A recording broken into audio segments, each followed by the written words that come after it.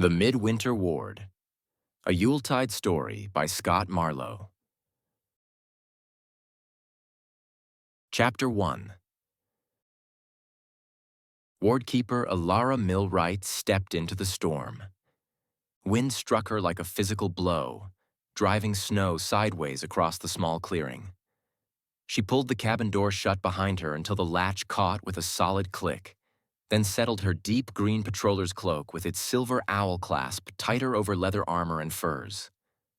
The cabin, built 3 years past when the Simmaron Hall established the wardkeeper position, stood firm against the weather, its stone chimney releasing a thin line of smoke that the wind tore apart without mercy. Inside, the cabin held her library of wardcraft books, her small store of supplies, and the narrow bed where she'd tried and failed to sleep these past hours. She usually cherished her time alone here. She found the wind's howl soothing, the bitter cold, shocking yet awakening to her senses. Even on this night, Yuletide Eve, the longest of the year and the darkest of winter, Elara found solace in the solitary duty of maintaining watch over the darkest of evils. Her vigil was lonely by design. At 31, she had no family of her own waiting at the hall or in nearby Homewood, no hearth drawing her back. Others, those who had taken these next steps in life, deserved to spend the longest night with those they loved, celebrating and remembering. Elara would observe the ritual in her own time, in her own way, but not until after she had seen to her duty. With her breath misting in the bitter cold, Elara surveyed the clearing through the swirling drifts. Blackwood oaks at the fringes groaned under wind and ice, their massive trunks dark against the darker sky. Even before the storm had set in, no animals had moved in the underbrush. No birds called from the branches. The forest had gone silent, as if sensing something amiss. Elara felt it too. Another wardkeeper might have passed the feeling off as nothing, dismissing it outright. But Elara had learned long ago to trust her intuition and the senses that allowed her to see beyond sight and sound. Here, in this place of darkness, she took nothing for granted. Elara gripped the hilt of the sword sheathed at her belt and started across the clearing, boots crunching through fresh powder. Auburn hair whipped loose from her braid, stinging her cheeks with ice. She kept her gaze fixed on her destination, the narrow slit in the earth marking the entrance to the cavern of the well, now visible as a deeper darkness against the snow-covered ground. The wind carried something with it tonight. Not just cold and ice, but an otherworldly quality that made the hair rise on her arms. 20 paces became 15, 10, 5, until the entrance gaped before her like a wound in the earth. A vertical crack in limestone widened and reinforced when the wardkeepers had accepted this post, stone braced with timber-weathered gray. No snow penetrated that darkness. No wind stirred the air rising from below. Elara paused at the threshold, lantern raised. Her training demanded she make this inspection at regular intervals, checking the 4 druid wards standing eternal watch over the well of darkness. 3 years of routine had made the descent familiar, almost comfortable. But tonight, the darkness below seemed deeper. The air carried a faint tang of something wrong. And when she listened, truly listened, with the magical sensitivity that had earned her a place amongst the wardkeepers, she heard the barrier singing a song of distress. Without further delay, she descended into the dark. Right away, the narrow passage forced her to turn sideways in places, the limestone walls, lit with dancing shadows from her lantern, pressing close on either side. The passage descended steeply, each step worn smooth by countless feet. Wardkeepers who trod this path regularly, druids who'd tended these protections when the world was young, zealots who'd created the corruption she now guarded against.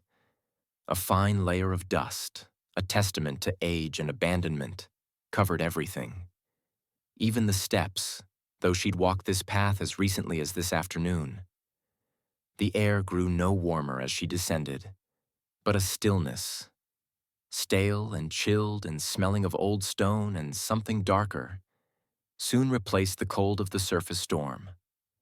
When the passage leveled out, Elara paused, raising her lantern higher. The corridor opened ahead, torches she'd lit earlier marking the way forward. Inside the chamber, the vast space swallowed her lantern's light. Even with the torches burning, even with the strange but usual greenish luminescence emanating from the walls themselves, the cavern's extremities remained lost in darkness. The ceiling rose high and irregular before disappearing into shadow. Stalagmites rose from the cavern floor like stone fangs. Massive formations twice her height, they formed a limestone forest, their surfaces gleaming wetly in the iridescent glow. Torches marked a winding path through these natural formations. Elara followed it, her boots sending echoes bouncing off unseen walls. Somewhere in the distance came the steady drip of water, but beneath that sound she heard the familiar seething, bubbling wrongness that made her stomach clench. The Well of Darkness.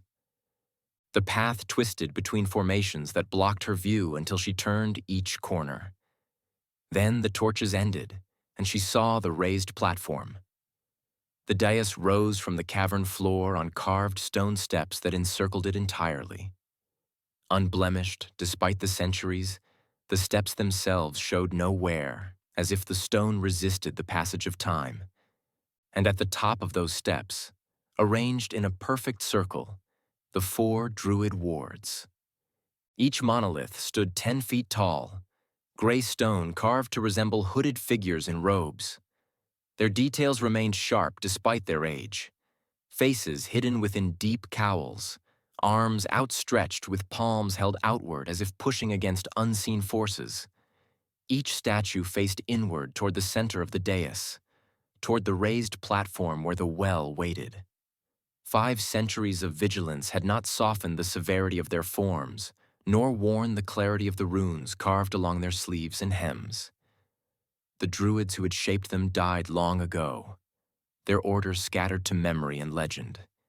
Yet their work endured with a permanence that made Elara's 3 years of Wardkeeper service and the 7 before that as a patroller feel like the span of a single breath. Elara mounted the first step, hand resting on her sword hilt. The air grew thicker as she climbed, resistance building with each footfall as if the atmosphere itself fought her approach. By the time she reached the top, her breath came short, and her skin prickled with invisible pressure. She paused at the nearest sentinel, close enough to see the texture of the stone. The subtle variations in the gray spoke of different mineral deposits within the limestone. Each carving was a masterpiece of decorative flourishes meant to impress, but also a demonstration in functional artistry. Every fold of the robe, every angle of the outstretched fingers, every degree of the palm's outward cant served the greater enchantment. The druids had understood the inseparability of form and function in works of true power like no other. As always, the emeralds drew her attention. The gemstones of Moran, embedded in each statue's chest at heart height, pulsed with blue-green light. Even from this distance, Elara spotted the rhythmic glow, steady as a heartbeat, warm against the cavern's chill. Elia Starbo had placed them there 4 years past, and Elara and the others of her order had monitored them every day since leaving the patroller ranks to take the Wardkeeper's oath. The warmth radiating from each gem pushed back the winter's bite in small circles around each sentinel, creating pockets of near comfort in the otherwise frigid chamber. Elara had learned to read that warmth the way a healer reads a pulse. Strong and steady meant the wards held. Fluctuations, a cooling here, a brightening there, signaled disturbances demanding investigation. Tonight, the heat remained constant, the glow unwavering, yet something in the light's quality made her linger. She stepped closer to the nearest statue, the one facing north toward the Ugull Mountains, where goblin clans made their homes. The magic emanating from it pressed against her skin, her lungs, her very bones. Not painful, but present, like standing too close to a forge or a lightning-struck tree. The sensation represented the accumulated power of 5 centuries, druidic magic drawn from the roots of the Simmaron itself, and concentrated into these 4 points of containment. Elara had sensed it every day of her service, yet familiarity had not bred comfort. Some forces were too vast ever to feel ordinary. She reached out and laid her palm flat on the statue's robed chest, right below where the emerald pulsed, reaching deep with the magical sensitivity she'd spent 3 years honing. The stone carried a subtle vibration, a tremor so faint, she might have imagined it if she hadn't experienced it 1,000 times before. The vibration traveled up her arm and settled into her bones. She closed her eyes and let the sensation wash over her. The pulse of the emerald, the tremor of the stone, the sensation of concentrated magic. Beneath it all, deeper and darker, she felt the thing the statues contained. Priests of a long-dead god had dug the well of darkness into the center of the dais like a wound in the world, its corruption held back by invisible walls of druidic power. She never looked at the well directly if she could avoid it. The roiling, brackish surface turned her stomach, and the wrongness of its existence infiltrated her mind like fingers probing for weakness. But she always sensed its malevolence pushing outward, testing the barriers imprisoning it. The statues pushed back. That was their purpose, their entire reason for existence. 4 stone sentinels locked in eternal opposition against an evil as old as the world. Such evil defied destruction, leaving containment as the only solution. The Druids had understood that force could not win every battle, and that sometimes vigilance equaled victory. They had built these guardians to remain vigilant long after mortal watchmen had turned to dust. Elara opened her eyes and withdrew her hand, her breath misting in the cold air. She knew the gemstone's rhythm as well as her own pulse. And tonight, something felt wrong. That rhythm, not weaker, not precisely, but different. Discordant, as if the note the sentinel sang had slipped a fraction of a tone, no longer harmonizing with the others. The ward's power should have felt like a steady river flowing through ancient channels, strong and sure and eternal. Instead, she sensed fragmentation, gaps where solid protection usually existed, as if something had drained the enchantment, weakening the magic. She moved to the second statue, the one facing east toward the heart of the Simmaron woods. Her hands found the stone and opened herself to its rhythm. Experience had taught her not to assume the worst from every fluctuation, every subtle change in the ward's behavior. Magic was not static. It breathed and shifted like everything else in the world, responding to seasons and celestial alignments and forces she struggled to name. Yuletide Eve, the longest night, had always carried its own strangeness. The veil between worlds grew thin when darkness held dominion, and the well's corruption strained harder against its bonds. Yet this one felt worse than the first. Much worse. The ward showed the same symptoms, but more advanced. Its light stuttered, dimming with each pulse before brightening again with obvious effort. The surrounding temperature had dropped, such cold emanating from the stone itself that frost had formed in delicate patterns on the dais near its base. Between the statues, the pool's viscous liquid seethed and boiled with such fervor that Elara almost missed the subtle whisper emanating from deep below the surface. Not quite words, not quite language, but communication nonetheless, patient and vast and... Elara swallowed, utterly malevolent. Needing to understand the full measure of what she faced, Elara hurried to the third statue, the one facing south toward Homewood. She kept her gaze fixed on the statue ahead, on the blue-green pulse of its emerald heart, refusing to let her gaze drift toward the seething corruption. Her hands shook as she placed them on the stone. Her fingers spread wider, seeking confirmation. The vibrations stayed steady, the emerald's glow unchanged. Yet something in the deeper resonance had shifted. It reminded her of a note held too long by a singer running out of breath, still strong, but carrying the faintest hint of strain. Failing. Definitely failing. She withdrew her hand and studied the statue's face, hidden as always within the depths of its hood. The cowl revealed nothing but shadow, the same featureless darkness that had greeted every wardkeeper who had ever graced this chamber. The druids had carved no faces on their sentinels. Perhaps they had understood how expressions humanized what needed to remain beyond human, beyond mortal existence, persisting on a scale of time and purpose that individual lives never encompassed. Elara stumbled around the perimeter of the dais. The fourth statue, facing west toward the distant coast, burned with a steady light. Its ward remained strong, power flowing through carved runes with the force she remembered from 3 years of daily inspections. 1 out of 4. One sentinel still opposed the darkness. Elara ran for the surface, dodging through the stalagmite forest and bounding up the steps despite the narrow passage. Once outside, she grabbed her signal horn from her belt and blew 3 sharp blasts into the raging storm. The wind's howl suffocated each piercing cry, but Elara had to hope someone at the hall heard her warning nonetheless. Even if they did, the hall lay hours' distance away through storm-racked forest. Help wasn't coming anytime soon. Elara needed more time, and she knew exactly how to buy more. Returning to the cavern, she went to the second statue, pressed both palms flat, and summoned her magic.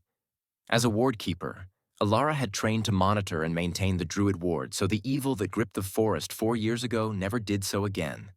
Selected from among the patroller ranks, all wardkeepers possessed heightened attunement to the world around them, and a special ability to tap into their Shri or life force energy. Elara did so now, channeling her energy into the failing ward until, her legs threatening to buckle and her vision swimming with dark spots, she had to stop. The illumination strengthened. The pulse steadied. It lasted all of 10 heartbeats before, relentless as winter, the instability returned. Colors shifted across the pool's surface, sickly greens bleeding into putrid yellows, dark browns that reminded Elara of dried blood, blacks so deep they absorbed light itself. Whatever attacked the wards possessed power far beyond her ability to counter. She might as well try to hold back the ocean. Elara wiped frozen sweat from her forehead. Her whole body trembled, from effort, from fear, from the terrible understanding settling into her bones. This wasn't random decay. This was a systematic failure, something actively countering the wards. And if they fell completely? She thought about the families in Homewood celebrating Yuletide. The hall, where her fellow patrollers raised cups and swore the old oaths. Every settlement from here to the coast, all depending on these barriers holding firm. She alone stood between them and the darkness. She had to go to the hall to alert the elders and muster the other wardkeepers. She was turning to do just that when the air in the cavern shifted. Elara's hand dropped to her sword. Strange lights danced between the failing wardstones, not the familiar cerulean of the gemstones, but something else entirely.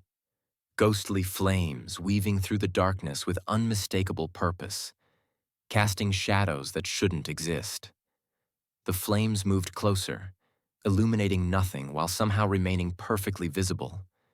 They formed geometric patterns in the air that condensed, contracted, and coalesced into the shape of a man. No, not a man, a ghost. Elara's sword sprang from its scabbard.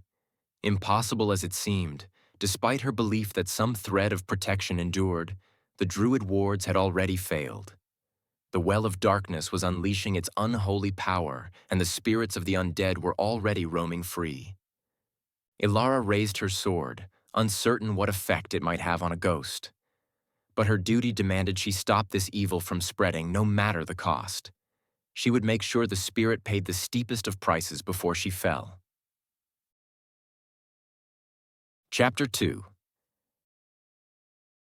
Elara positioned herself between the apparition and the stalagmite forest, blocking the exit. She brandished her patroller sword, making sure the spirit took in its full measure.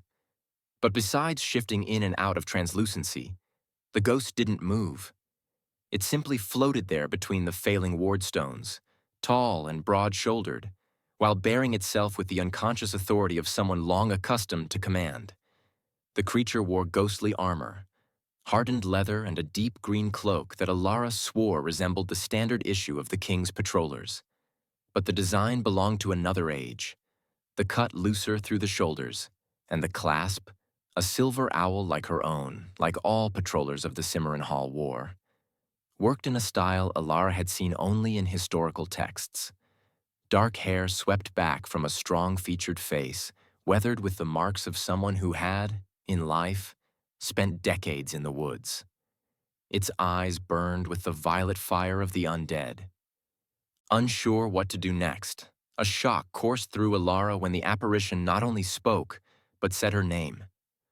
Wardkeeper Elara Millwright. Its dull monotone carried like wind through hollow trees. Not a question. A statement of fact, weighted with knowledge that transcended mortal boundaries. How do you know my name? I know many things, including your duty. The ghost gestured toward the dimming lights with hands flickering between substance and shadow. The barriers weaken, but they need not fall this night. Every supernatural manifestation could be a trick. Every spirit might serve the corruption of this place. But Elara, her hands still tingling from contact with the failing wardstones, felt the truth of the apparition's words resonating through her magic. She forced her voice steady despite the fear clawing at her throat. Who are you? By what right do you walk among the wardstones? The ghost's expression shifted, something that might have been approval on a living face. The creature placed its right hand over its heart in a formal gesture Elara had seen only in the oldest patrol manuals, movements recorded in faded ink by patrollers long dead. You ask the proper questions, Wardkeeper. Your instructors taught you well. The ghost's spectral form brightened, as if her challenge gave it strength. I am Roderick the Bold, Lieutenant to Commander Aldrich Ironwood, sworn servant of the one kingdom that was and shall be again. The lieutenant's name was unfamiliar, but the commander's struck her like a physical blow. Every patroller knew about Aldrich Ironwood, the legendary commander who'd led the Simmaron patrollers through the early years of the Age of Resilience, who'd forged the alliances and traditions that still defined the Hall. Stories about him filled entire chapters of the histories she'd studied during her training. But that meant this ghost claimed to have served a man dead for over 4 centuries. Elara's breath caught in her throat. Ironwood served over 4 centuries ago. 483 years, 4 months, and 6 days. It has been that long since I took my oath. Roderick's burning gaze never left her face, and in its unwavering stare she saw something that might have been pain mixed with determination. I walk here because I must, Wardkeeper, because I am bound to this place by a duty that transcends death itself, because the old protections face their gravest peril since the Age of Resilience. It, or he, now that the ghost's past stood revealed, gestured toward the failing wards with one translucent hand. And because powers even I do not understand call me forth when all other defenses fail. The Age of Resilience. Elara's mind raced, sorting through fragmented histories and half-remembered texts she'd pored over during long winter nights. The chaos after the fall of the old gods. The desperate scramble to preserve what remained of civilization. The alliances forged between people who'd been enemies for generations. I was there during the last crisis, Roderick intoned. The last time the wards failed. Elara swallowed. The last time? You mean 4 years ago? She had read Captain Burr's reports. He mentioned ghosts, but never a patroller ghost. I refer to a time well beyond 4 years, when a priest named Parthen led a host of zealots in an attack on this place. Parthen attempted to undo the wards. He almost succeeded. But the priest's god was long dead, and so he and his followers failed. We paid a terrible price, but we restored the wards. Roderick drifted closer, and Elara saw details that made her chest tighten. The emblem on his cloak matched engravings she'd seen in the hall's archives, worn by patrollers who'd served under the legendary Ironwood himself. We succeeded because we learned to set aside old hatreds in the service of survival. What threatens you follows the same pattern I witnessed then, a systematic assault on the mortal-crafted barriers during the Midwinter Rift. The Rift. Though she couldn't see the sky, Elara looked past him toward the cavern entrance. Tonight?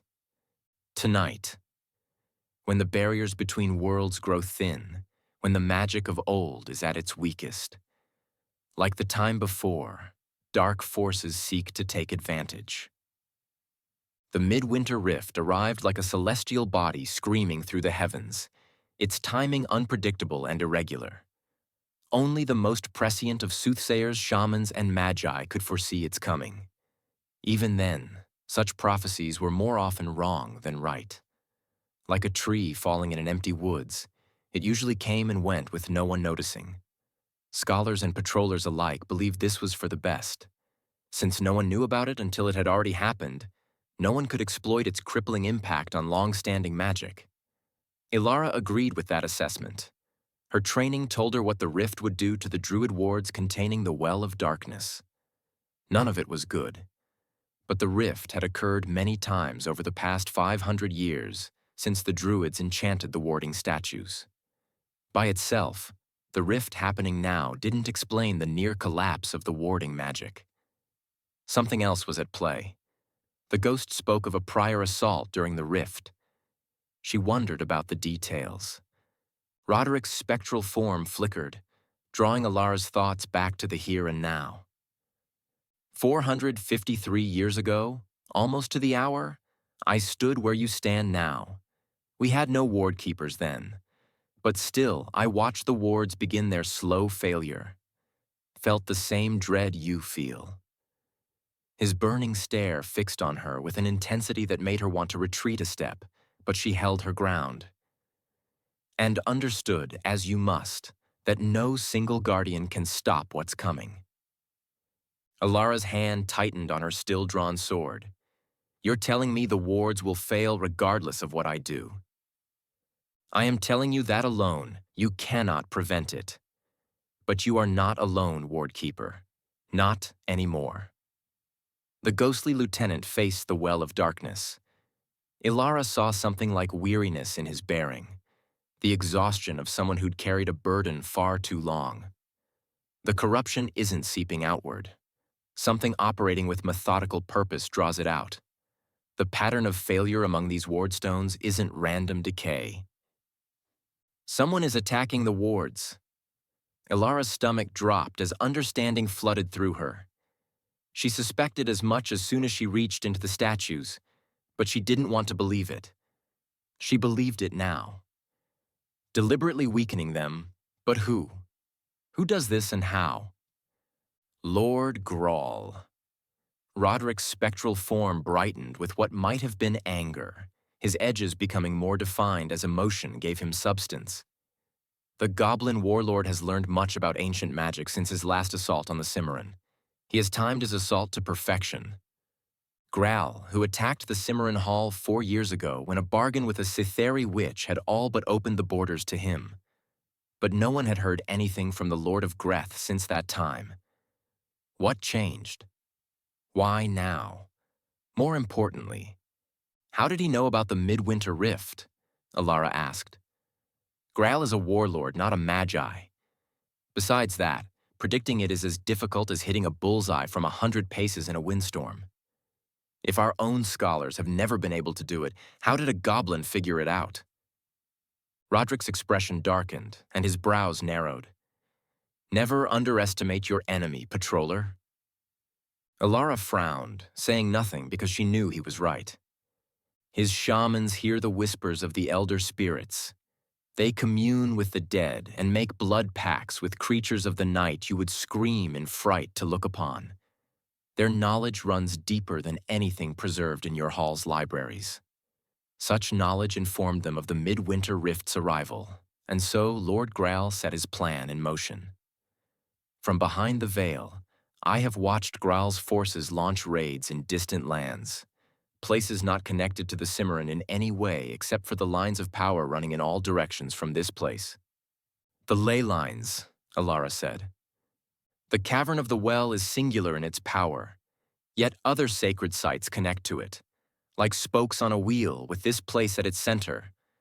Graal tried once to destroy the Simmaron Hall when the witch Ceresse overcame the wards. Elara nodded knowingly.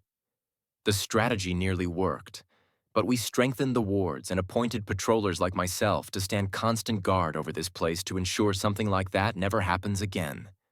Are you saying Lord Graal found another way to negate the Druid wards? To take advantage when they're already weakened by the rift?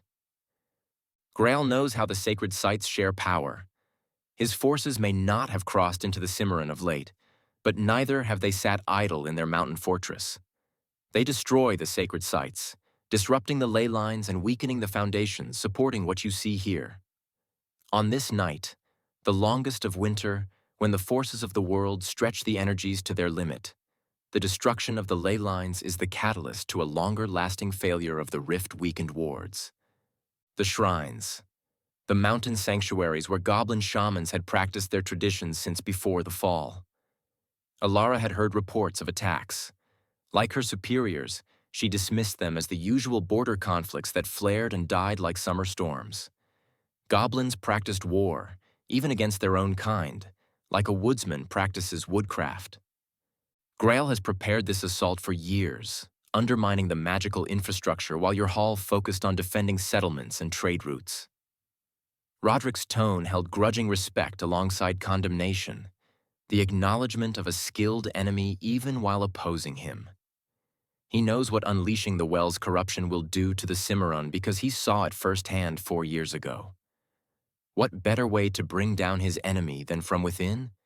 With the forest corrupted and the patrollers out of the way, the rich lands to the south are his for the taking. But if you knew this approached, why wait until now to tell anyone?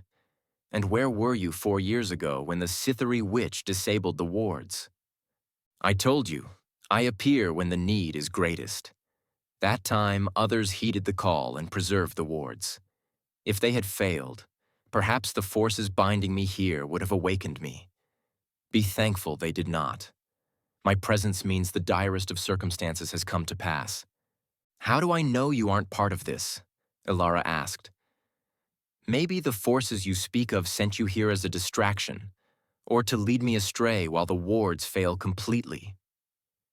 Roderick's lips turned in what might have been a smile. You remind me of Commander Ironwood.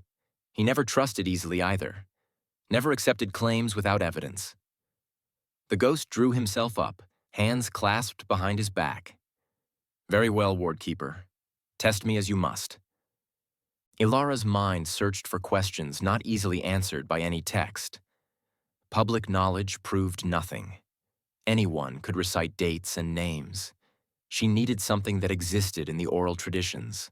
The secrets passed from patroller to patroller through chains of trust unbroken since Ironwood's day. The Patroller's Oath.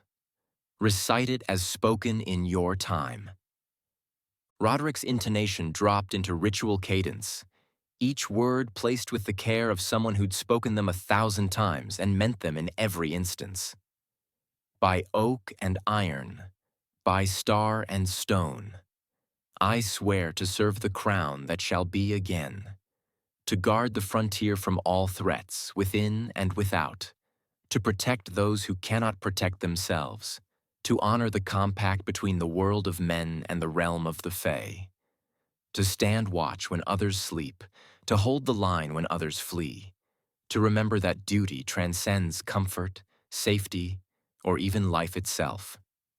He paused, and his gaze met hers with an intensity that made her breath catch. I am a king's patroller, guardian of the one kingdom, keeper of the ancient trust. My oath binds me until death, and beyond, should the halls require it. The last phrase made Elara's skin crawl. She'd spoken the exact words many times, but something about hearing them in the apparition's haunting speech sent a shiver through her. Roderick's oath was similar to the one patrollers still swore today, but the verses had marked differences. Roderick had spoken his version, the version of old, accurately. "The hall's layout," she pressed. "Describe it as it existed in your time." The main hall faced east toward the rising sun, with Commander Ironwood's study in the south tower, the one torn down after the fire in the year 287, which, I should add, was long after my time. Roderick's spectral form drifted slightly, his translucent hand gesturing as if tracing remembered paths. The great room served as the heart of the place. We'd gather there in the evenings around the fireplace, telling tales of the day. The long tables ran the length of the hall, and I remember how Commander Ironwood insisted every patroller, from the greenest recruit to the most seasoned veteran, ate together. No rank separated us at meals. "We're brothers in service," he'd say, "and brothers break bread as equals." "It's the same today," Elara said quietly. Violet fire flickered in the ghost's gaze as memories pulled him deeper into the past. The armory occupied the north wing, adjacent to the training yard where we drilled every morning before dawn. We kept the library in the west tower, 3 stories of accumulated wisdom, maps, tactical studies, histories written by hands long since turned to dust. I spent more hours there than Ironwood probably approved, learning everything I could about the peoples of these woods. The shrine to the old kings occupied the grove north of the main gate, before your generation moved it inside for better protection. He gestured vaguely toward what might have been the direction of the hall, though in this deep underground, such gestures held little meaning. The belfry stood tallest of all. We'd ring it 3 times for danger, once for the changing of the watch. On clear nights, you could see its silhouette against the stars from leagues away, a reminder to all that the patrollers kept their vigil. And this place, we called it the Cavern of Vigilance in my day.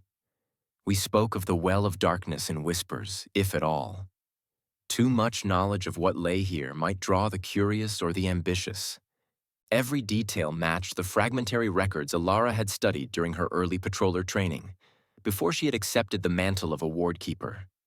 Architectural notes preserved in margins, floor plans sketched by long-dead hands, references to structures that no longer existed. His reverence seemed genuine, but anyone with access to the hall's archives might know such things if they'd had time to study them. While strange that Roderick knew of events after his passing, Elara wasn't privy to the dead's level of awareness of the changing world, so she let that go for now. She needed something that passed from patroller to patroller, never written down, because rendering some knowledge in ink carried too much weight. Something sacred. "The blessing of the blade," she said, watching his expression for any sign of deception. The words spoken when a senior officer passes their sword to a successor. What are they? Elara saw something like warmth in the lieutenant's spectral gaze, recognition of what she asked, and respect for her thoroughness. "Those words are not for ghosts to speak aloud, Wardkeeper. They're meant for the living, passed in trust from hand to hand across generations." He paused, and his voice softened with memory. "But I will tell you this. The blessing speaks of 3 deaths. The death of the steel in forging, the death of the bearer in service, and the 3rd death that comes when the sword's purpose finds fulfillment at last. Commander Ironwood spoke those words to me when I earned my commission. I spoke them to another before." He gestured to his insubstantial form. "Before I became what you see now." Alara's throat tightened. Those were the words. She'd heard them only once, whispered so low during her own commissioning ceremony that she'd had to lean close to catch them. Afterwards, her commander had told her never to speak the words again, save when passing her sword to another worthy of the burden. The blessing hadn't appeared in any manual she'd studied, any text she'd read. It lived in the memories of those who'd received it, preserved through an unbroken chain stretching back to the first patrollers who'd sworn their oaths. Elara sheathed her sword. "You're real. Real enough for our purposes, though real becomes complicated when you've been dead for over 4 centuries. Despite everything, the failing wards, the well's seething corruption, the storm raging above, and the darkness pressing in from all sides, the wild urge to laugh at the absurdity of it all almost overcame Elara. A ghost manifested before her, making dry observations about the nature of existence while the world prepared to end.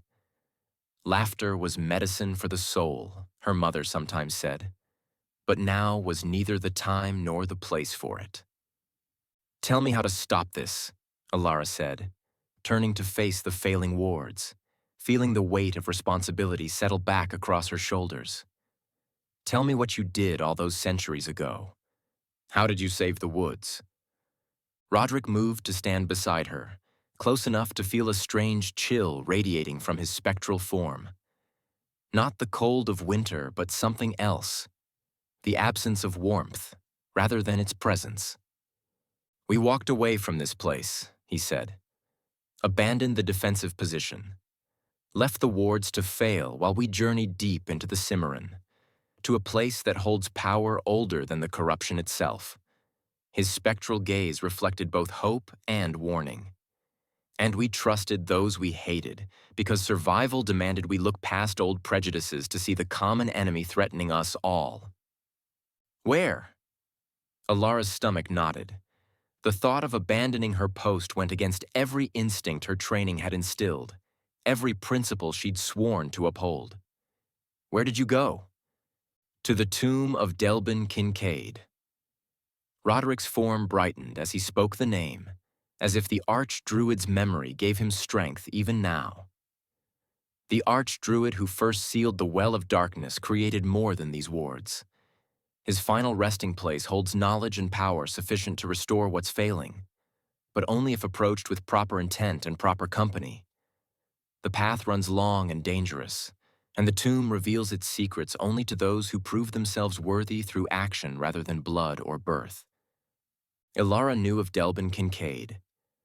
Every Wardkeeper studied the Archdruid's history, learning how he'd led the Druids against the Zealots of Sarengrave, how he'd created the wards that contained the well when destroying it proved impossible, how he'd prepared failsafes and contingencies that reached across centuries. But none other than the Dryads of Solin Kell, who had served as its guardians, knew the location of his tomb. Like the Druids, the Dryads had faded into memory. All save one. "Elia Starbow," she breathed, a new sense of hope flooding through her. The half-Dryad who retrieved the gemstones of Moran. She knows where it lies. She does, but Elia is far from here this night. Roderick's voice softened with what might have been regret. "I can guide you, Wardkeeper. For centuries I've watched these woods, seen the forest change and grow, remembered paths that even the eldest of trees have half forgotten. But I cannot take that path alone. I need living hands to complete the restoration, a living will to channel the power slumbering in Delbin's grave, and living courage to face the trial ahead." Elara gazed at the failing wards, their light dimming with each passing moment, then back at the ghost who claimed to represent her salvation. Over 4 centuries of watching and waiting for another crisis to justify his continued existence, to give purpose to an eternity of vigil. She wondered what that did to hope, whether it sustained or poisoned the soul. "If I leave," she said, thinking through the implications with the methodical thoroughness her training demanded, "the wards will fail. Corruption will begin seeping into the Simmaron, poisoning everything it touches. If you stay, they'll fail anyway. Slower perhaps, but just as certainly." Roderick gestured toward the pattern of lights, 3 dim and 1 still burning bright. 3 already cascade toward collapse. All 4 will go dark unless something interrupts the process attacking them. Elara faced the wardstones, counting the steadiness of the remaining magic. The apparitions spoke true. The wards failed at such a rate that they wouldn't last the night. She made her decision quickly, mainly because there wasn't really one to make. In this, her duty was clear. How long do we have to reach the tomb? Roderick's spectral form shimmered. The rift peaks at dawn. Elara turned her head, confused. She knew of the rift, but not the specifics. Not midnight? This is not Hallows Eve, Roderick replied in a sour tone. We must complete the restoration before first light or else. Elara nodded slowly. Abandoning her post went against every vow she had ever made, but staying accomplished nothing except ensuring she witnessed the final failure. At least if she journeyed to the tomb, she had a chance. A slim chance, perhaps, but a chance nonetheless. She started toward the steps, already planning what supplies she'd need from her cabin, when Roderick's dull monotone stopped her. Not yet, Wardkeeper. We await the arrival of one other. Elara's boots scraped to a halt. We what? No sooner had she spoken the words than the noise of stumbling footsteps sounded from beyond the stalagmite forest. Elara's hand dropped to her sword. Roderick's form brightened, responding the way a lantern responds to wind. They both turned toward the winding path through the limestone formations. A figure stumbled into view. Small, hunched, moving with the desperate lurching gait of someone who'd pushed past exhaustion into pure stubborn will. The figure wore tattered furs crusted with ice and blood. He, or she, carried a leather satchel half open and ready to spill its contents at any moment. A goblin. Elara's sword rang free of its scabbard. Goblins didn't travel alone through winter storms, nor did they seek out patroller wards unless they came with warbands and hostile intent. Every instinct trained into her over a decade of service screamed enemy, threat, danger. The goblin collapsed to his knees at the edge of the dais, gasping for breath that misted in the cavern's chill. When he looked up, Elara saw youth in his features.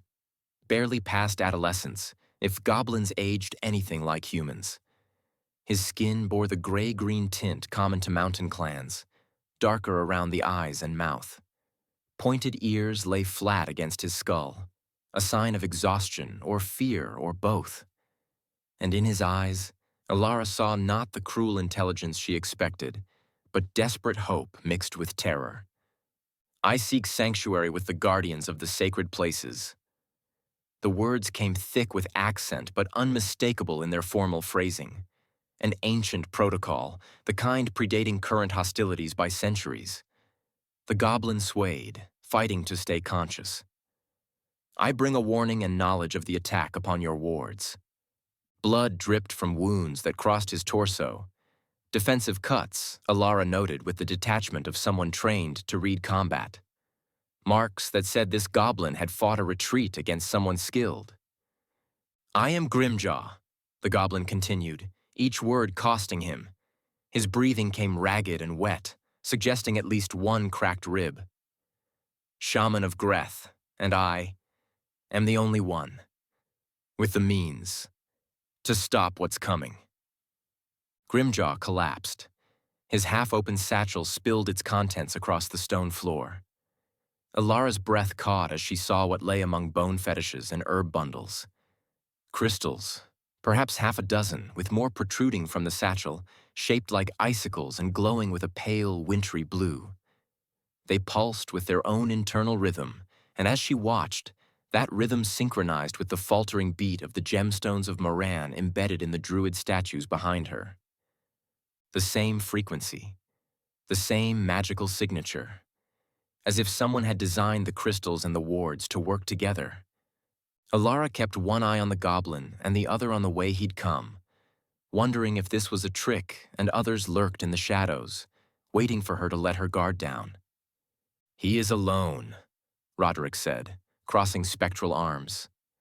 Nerves already on edge and angry now, Elara said, Says the person who expected his arrival yet said nothing about it. How did you even know he was coming? The pattern repeats.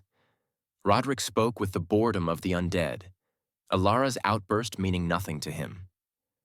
Those centuries ago, a goblin shaman came to us during the crisis, wounded, desperate, carrying knowledge we needed to survive. His gaze never left Grimjaw's crumpled form. The old ways exist because once, long before the current hatreds, our peoples understood that some threats required cooperation to defeat. The crystals lying on the ground recaptured Elara's attention. She found their presence steadying somehow. "Winter light crystals," Roderick said, something like wonder touching his voice. "I have not seen their like since the last restoration. The goblin shamans grow them in deep caves, cultivating them over centuries. They channel ley line energy, focus it, amplify it." Grimjaw stirred, trying to push himself upright. His arms trembled with the effort. Blood continued seeping from the wounds across his torso, deeper than Elara had first realized, the kind of cuts that a blade wielded with the intent to kill made. "Please." The word came out barely louder than a whisper. "Scarth. Gral's hunter. He follows. If he takes the crystals back to Greth." Grimjaw's yellow eyes met hers. In them, past the fear, she saw fierce determination. "Everything falls. Your wards, my people's sacred places, everything." Elara stood between the failing wards and this impossible choice, sword steady in her hand despite the chaos of thoughts racing through her mind. Accept a sanctuary request from a goblin. One of Gral's, even. Trust that his wounds and desperate flight meant genuine need rather than elaborate deception. Believe he could help save the wards that his warlord worked to destroy. Or refuse. Send him into the storm, back toward Scarth or whoever had wounded him. Maintain the traditions that said goblins and patrollers were enemies, that sanctuary belonged to the innocent and not to creatures who raided settlements and burned villages. The wind howled somewhere far above, finding its way down through the entrance passage to stir the stale air of the cavern. And beneath that sound, Elara thought she heard something else. Someone calling Grimjaw's name. Distant, but deliberate. The measured taunting of an enemy who knew his prey had nowhere left to run. Elara sighed, knowing she had already made her decision the second the wounded goblin had made his appearance. Looking down at Grimjaw, she said, "By my oath as a king's patroller and wardkeeper of this sacred place, I grant you sanctuary, Grimjaw of Greth." She lowered her sword. "Whatever pursues you will find more than wounded prey waiting here." Relief flooded Grimjaw's features. Relief so profound it drained the last of his strength. His head fell back onto the cold stone as his body finally surrendered to wounds and exhaustion that willpower alone had held at bay. Elara kneeled beside him, pressing 2 fingers to his throat. His pulse fluttered beneath her touch. Weak, but present. She glanced up at Roderick, who watched the entrance passage with an indiscernible expression. "The hunter," she said. "Will he follow his prey into the cavern?" "Perhaps. Perhaps not." Roderick's form rippled with spiritual energy. "This Scarth? No doubt he is a stalker. Their kind are many things, but foolish is not one of them. He will wait to ascertain your strengths. Then he'll try to wear me down bit by bit until finally moving in for the kill. I'm familiar with how stalkers operate," though the thought of facing one terrified her. Ever cautious, Elara waited, sword ready, muscles coiled for violence. The silence stretched thin, broken only by the steady drip of water and the bubbling whisper of the well. Nothing came. Roderick's spectral form relaxed. He waits, watches, a stalker's patience. The ghost turned toward the unconscious goblin. "We have time, Wardkeeper. Not much, but enough. Tend to him. Learn what he knows. The hunter will make his move eventually, but not here. Not now. Elara peered at Grimjaw's still form, at the blood pooling beneath him, at the winter light crystals scattered across the stone like fallen stars. A goblin shaman lay dying at her feet, carrying artifacts that might save everything she'd sworn to protect, pursued by a hunter who waited somewhere in the darkness above. And behind her, the wards continued their slow failure. Cerulean illumination dimming pulse by pulse as the longest night wore on toward midnight and beyond. Chapter 3. Elara worked by the light of failing magic. The druid statues cast their diminished glow across the dais, blue-green luminescence that flickered and steadied, then flickered again, like a heartbeat losing its rhythm. She dragged Grimjaw away from the platform's edge to a spot between two of the massive stalagmites, where the stone floor lay relatively flat and the shadows offered at least the illusion of shelter. Not that shadows meant much to the stalker waiting for them above. The goblin weighed less than she'd expected. His frame, stripped of the bulky furs now piled beside him, appeared almost fragile. The wiry build of someone who'd spent more time in meditation than in combat. Ritual scars marked his arms in spiraling patterns, the kind shamans earned through years of spiritual practice. Finger bones hung from leather cords around his neck, and someone had woven feathers, crow, she thought, or perhaps raven, into his matted hair. A pouch at his belt smelled of dried herbs and something sharper, more astringent. His wounds told a story she read clearly enough. 3 parallel gashes across his chest, shallow but long, the work of claws rather than a blade. A deeper cut along his left side where something sharp had sliced through fur and flesh alike. Bruises mottling his ribs suggested impacts, kicks perhaps, or falls down rocky slopes. And his feet, when she examined them, were torn and bloody beneath the remnants of boots designed for mountain paths, not desperate flight through winter storms. He'd run for days. She felt certain of it. Run until his body refused to carry him any farther. Elara had retrieved her ready pack from her cabin, sorting through its contents with practiced efficiency. Bandages, a small pot of healing salve, the emergency supplies every wardkeeper kept close. Not enough for wounds this severe, but enough to keep him alive until... Until what? Until the wards failed and corruption swept through the cavern and beyond? Until the hunter above grew tired of waiting and descended to finish what he'd started? She pushed the thoughts aside and focused on the work. The chest wounds came first. She cleaned them with water from her skin, working carefully to remove dirt and debris from the torn flesh. Grimjaw stirred but didn't wake, his breathing shallow and uneven. When she applied the salve, his face contorted in unconscious pain. But still he didn't surface from whatever darkness held him. Elara placed her palm flat on his chest, below the wounds, and reached for her magic. Her shri flowed sluggishly, depleted from her earlier attempt to reinforce the failing wards. But enough remained for this. She channeled it into Grimjaw's body, sensing his flesh respond to the healing energy, skin and muscle knitting faster than nature intended, blood vessels sealing themselves, the slow repair of damage that might otherwise prove fatal. The effort left her dizzy.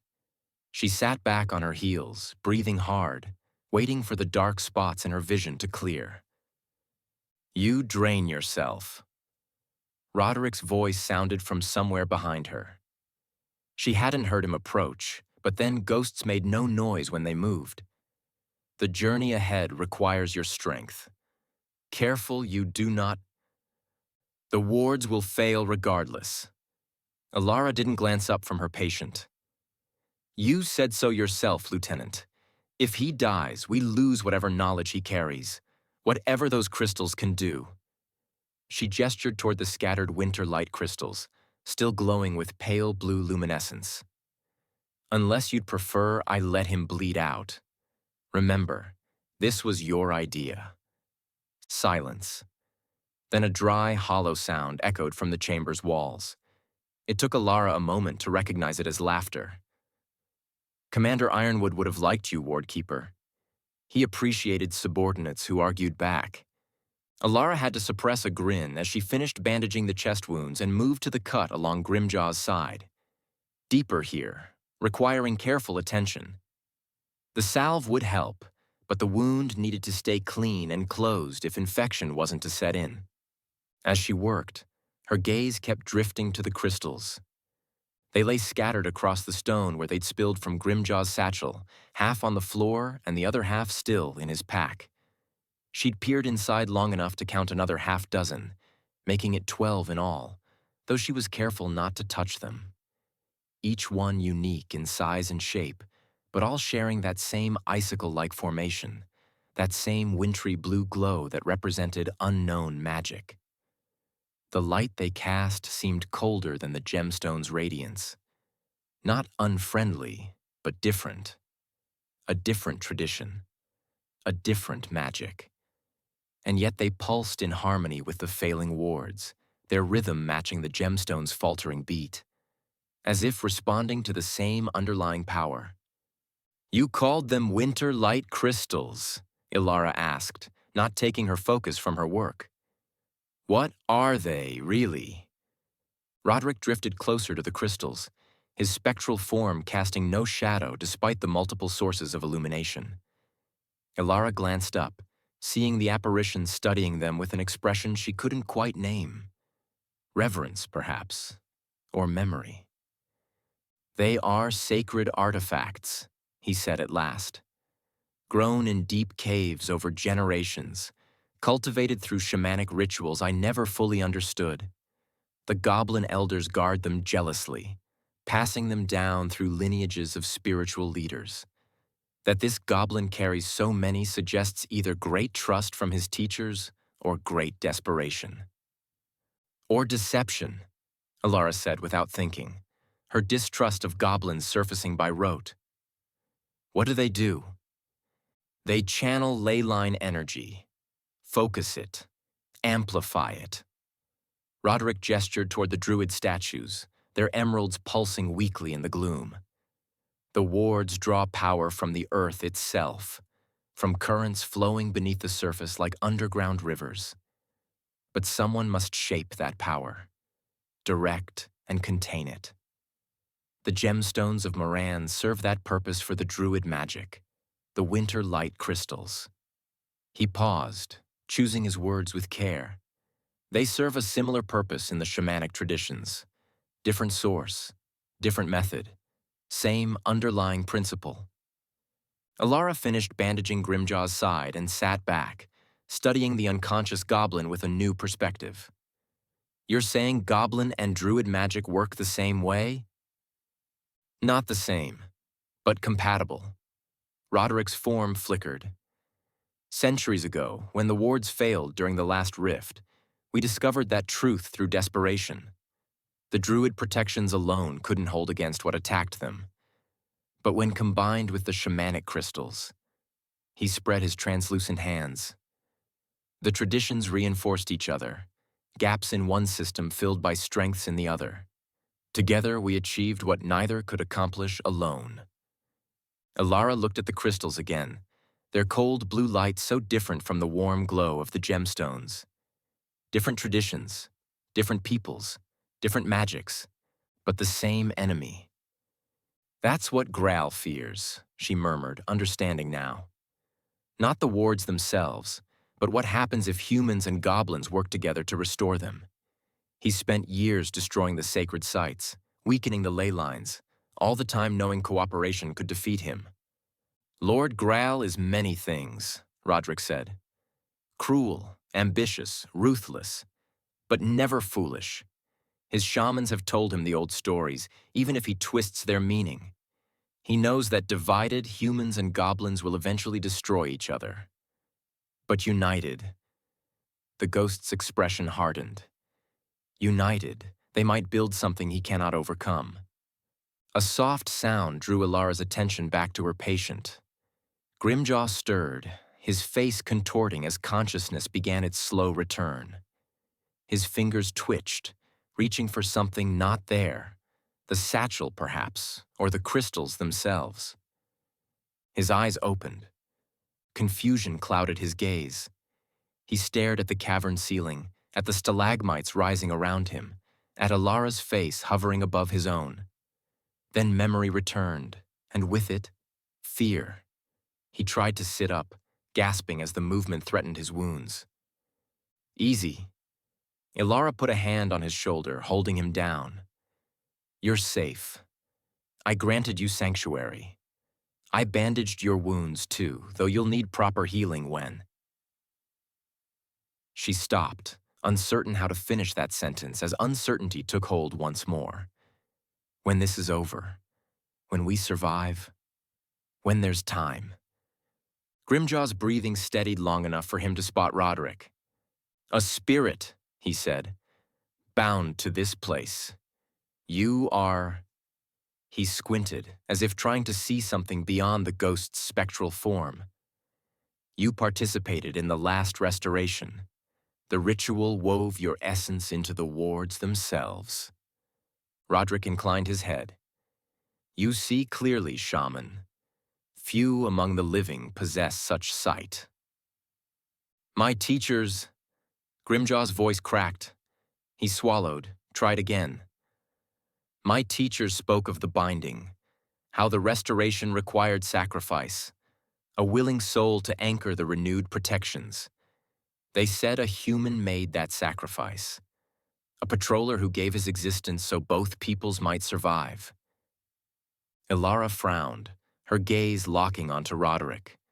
The undead patroller either did not notice or pretended not to. The details of that night are not important. Roderick's words carried old pain, quickly suppressed. What matters is that you've come. You carry the crystals. You're willing to help. Willing. Grimjaw laughed, and the sound held no humor. I am willing, spirit, but willingness may not be enough. His stare held exhaustion and fear, but also a desperate determination matching her own. Scarth the Relentless follows me. Growl's finest hunter. He will not stop until he drags me back to Greth or kills me. We know, Elara said. He waits above, in the storm. Grimjaw nodded. He is patient.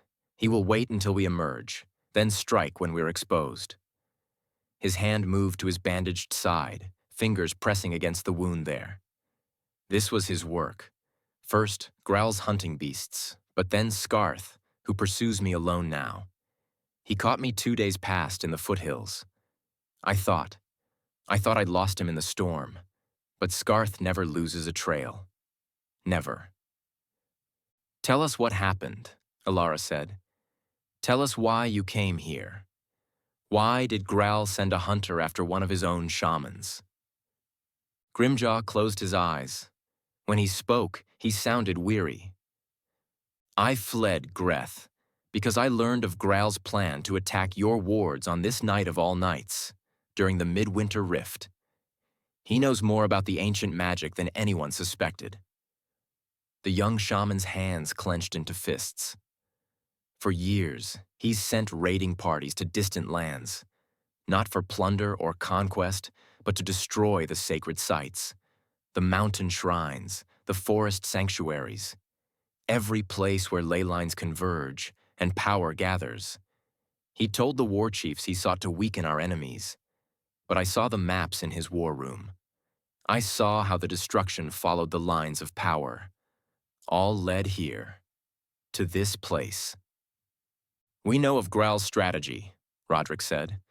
The assault on the magical infrastructure. You know part of it.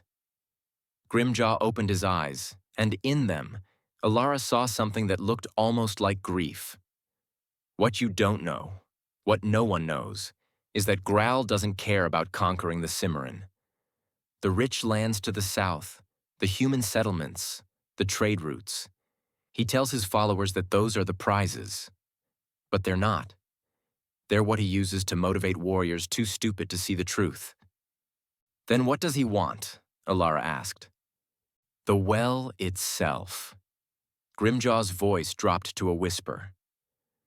Growl believes he can control it, harness the corruption for his own purposes.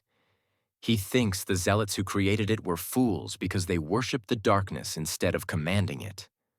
The shaman shook his head slowly. He sees power, and he wants it. He doesn't understand or doesn't care that one cannot command some powers. Only unleash them. Elara shivered from a coldness that had nothing to do with the cavern's chill. She looked toward the dais, toward the seething pool bubbling and whispering between the failing wards. Such corruption had destroyed everyone who'd tried to use it. The zealots, the Sithari witch, everyone. Growl believes he's different, she said flatly. Smarter, stronger. Growl believes a great destiny awaits him. Grimjaw's tone carried a bitter familiarity. He has believed it since he was young, since before he claimed lordship of Greth through blood and betrayal. Nothing shakes that conviction.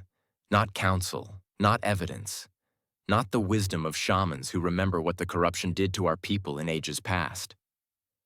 And so you fled, Roderick said, with the crystals. The crystals are...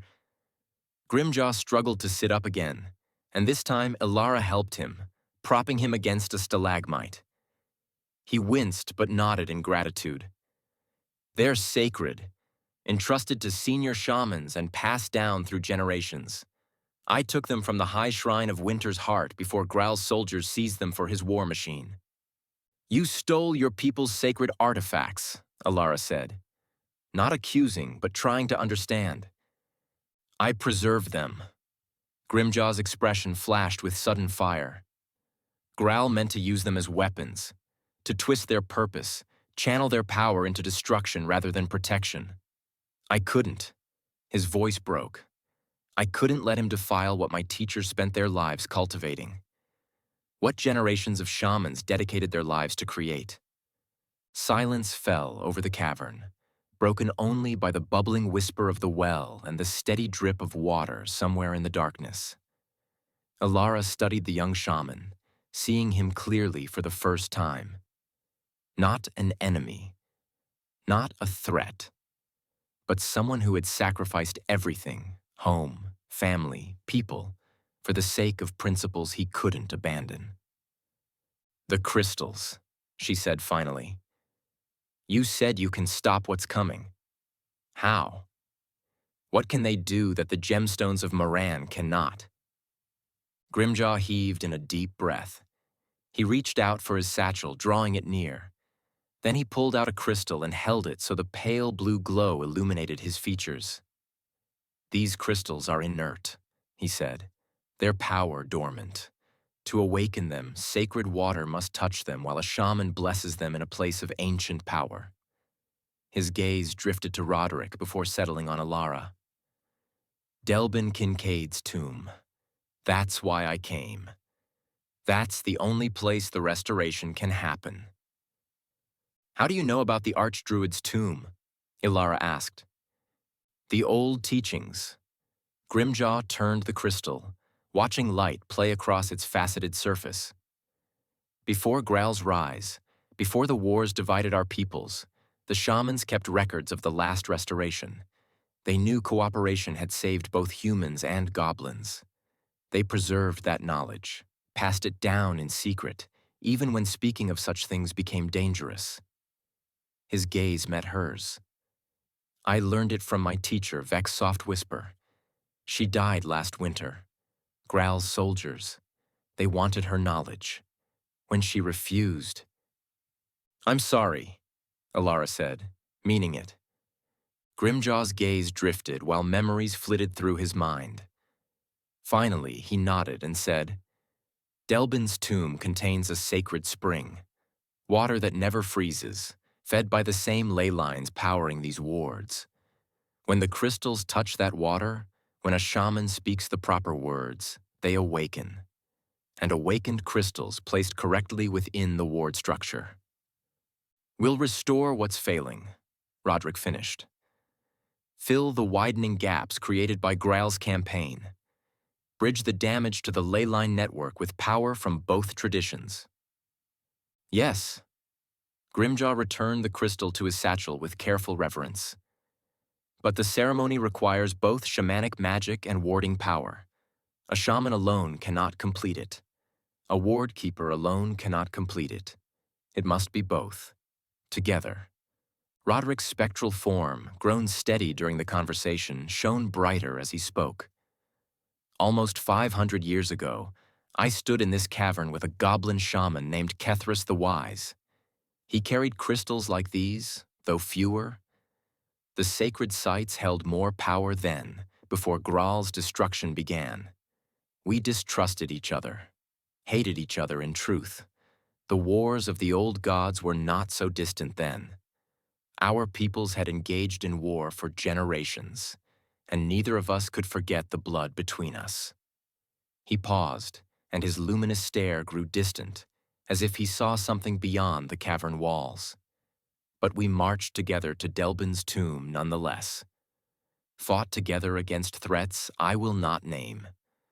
Performed the ceremony together, his magic and the blessing of our ward wizard, his tradition and ours. And when dawn came, the wards burned bright again, and both our peoples survived what would otherwise have destroyed us. What happened afterward? Elara asked quietly. I remained, bound to this place for all time, Roderick said. Those who still lived parted as allies, promised to build upon what we'd achieved, to forge a lasting peace from temporary cooperation. His spectral tone grew heavy. They failed. The hatred ran too deep, the wounds too fresh. Within a generation, the wars resumed. Within 2, all but a few shamans and historians forgot our cooperative effort. But it worked, Grimjaw said. The restoration worked. The wards held for over 4 centuries. They held because both traditions gave of themselves equally.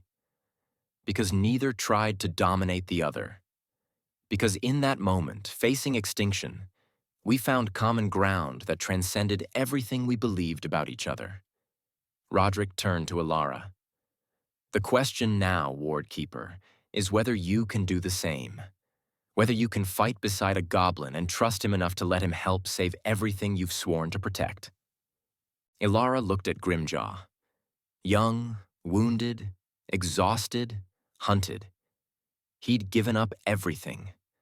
Fled his home, stole sacred artifacts, crossed enemy territory in winter storms, all because he believed cooperation offered the only hope against the coming darkness. She thought about her training. The lectures about goblin cruelty, goblin treachery, and goblin hatred for all things human. The stories of raids and massacres, burned villages, and murdered innocents. Then she thought about the failing wards, the corruption waiting to spill forth, and all the people who depended on the patrollers to keep them safe. Scarth waits above, she said finally. Assuming he doesn't attack us outright, he'll follow us to the tomb. Grimjaw nodded. He will. We'll have to face him eventually. Yes? Elara stood, brushing dust from her knees. She glanced at Roderick, then at Grimjaw, then at the glowing winter light crystals. Then we'd better get moving. She held out her hand to help the goblin rise. Dawn waits for no one, and neither does the rift. Grimjaw stared at her hand. Then he reached up and took it. Chapter 4. Elara emerged from the cavern entrance into a world of white fury. Wind shrieked through the clearing, driving snow so thick she barely saw the dark mass of her cabin 20 paces distant. The blackwood oaks groaned under the assault, their branches scraping and cracking overhead. Whatever warmth the underground had offered vanished instantly, replaced by a cold that cut through her cloak and furs and settled into her bones. She scanned the storm, searching for any sign of Scarth. When she saw nothing, she motioned for Grimjaw to follow. The goblin shaman climbed the final steps with slow determination, one hand on the limestone wall for support. His wounds had closed under her healing magic, but the effort up the steps had cost him. She saw it in the careful way he moved, the slight hitch in his breathing that spoke of ribs still tender despite her ministrations. "We need supplies from my cabin," she said, pitching her voice above the wind. "Food, water, more bandages." Grimjaw nodded, clutching his satchel close to his chest. The dozen winterlight crystals within cast their pale blue glow through the leather, a cold counterpoint to the warm glow that had once spilled from the windows of her cabin. That light had gone dark hours ago. The fire in the hearth burned down to embers. Roderick materialized beside them, his spectral form flickering in the gusting snow. "Make haste, Wardkeeper. The hunter may have withdrawn, but he will not have gone far. He watches. He waits." "Can you see him?" Elara scanned the tree line again, searching for any shape that didn't belong. She saw nothing but wind-whipped branches and swirling white. "Not precisely, but I sense his presence, a cold purpose moving through the storm." Roderick's gaze narrowed. He is patient, this one. A stalker's patience. Elara had studied stalker methods during her training. Harek hunters trained in the lightless depths of Deep Hollow, masters of stealth and psychological warfare. They did more than track their prey. They broke them down, piece by piece, until capture or death became almost a mercy. Stalkers represented everything patrollers were not: deceitful, sadistic, evil. She shoved such thoughts aside and started toward the cabin, one arm raised to protect her from the driving snow. Grimjaw followed, his smaller form hunched against the wind.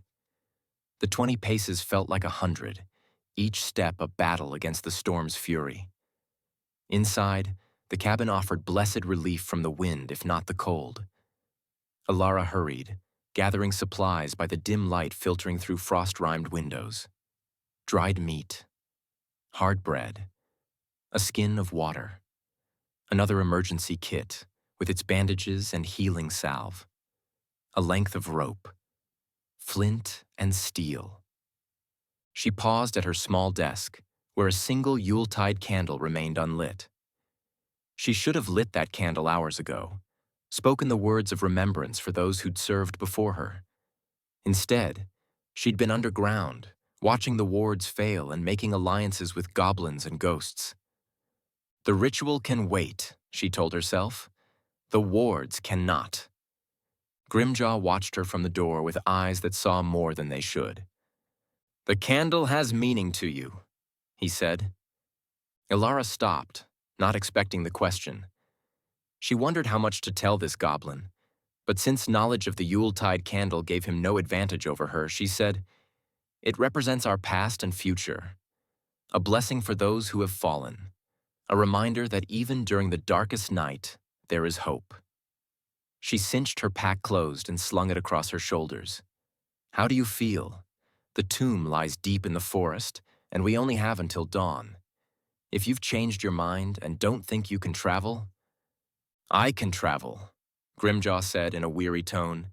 "I have come too far to fail now." Elara studied him, this young shaman who'd fled his homeland, stolen sacred artifacts, and crossed enemy territory in winter storms. Whatever else he might be, he possessed an iron will deserving of her respect. "Then let's go." She moved toward the door. "Roderick will guide us. Stay close to me. If we become separated in the storm—" "We will not become separated." Grimjaw's hand went to his satchel, fingers brushing the leather. "The crystals will lead me back to you. They resonate with your warding magic. I can feel it." Elara hadn't known that. She filed the information away and opened the door. Beyond, the storm welcomed them back with renewed fury. Roderick, who waited in silence, blowing snow passing through him as if he wasn't there, led them into the trees without a signal or word. His spectral form became a flickering beacon in the chaos of wind and snow. At times, he burned bright enough for Elara to track him with little effort, his ghostly illumination cutting through the storm like a lantern's glow. At other times, he dimmed to near invisibility, his form scattered by gusts that seemed to target him with malicious intent. The Simmaron woods in winter had always been a place of stark beauty. Blackwood oaks wearing mantles of white, their branches creating intricate patterns against gray skies. Elara had walked these paths alone countless times during her 7 years as a patroller before she joined the Wardkeepers, learning the forest's moods and rhythms until she navigated them by instinct alone. She knew which oaks groaned first when storms approached, their trunks creaking out warnings before the wind arrived in earnest.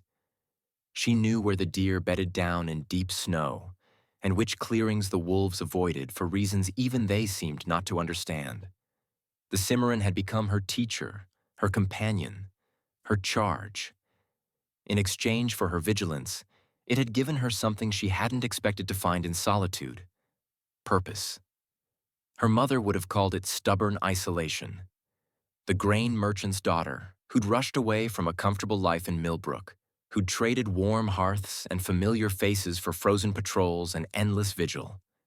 But Elara had never regretted the choice.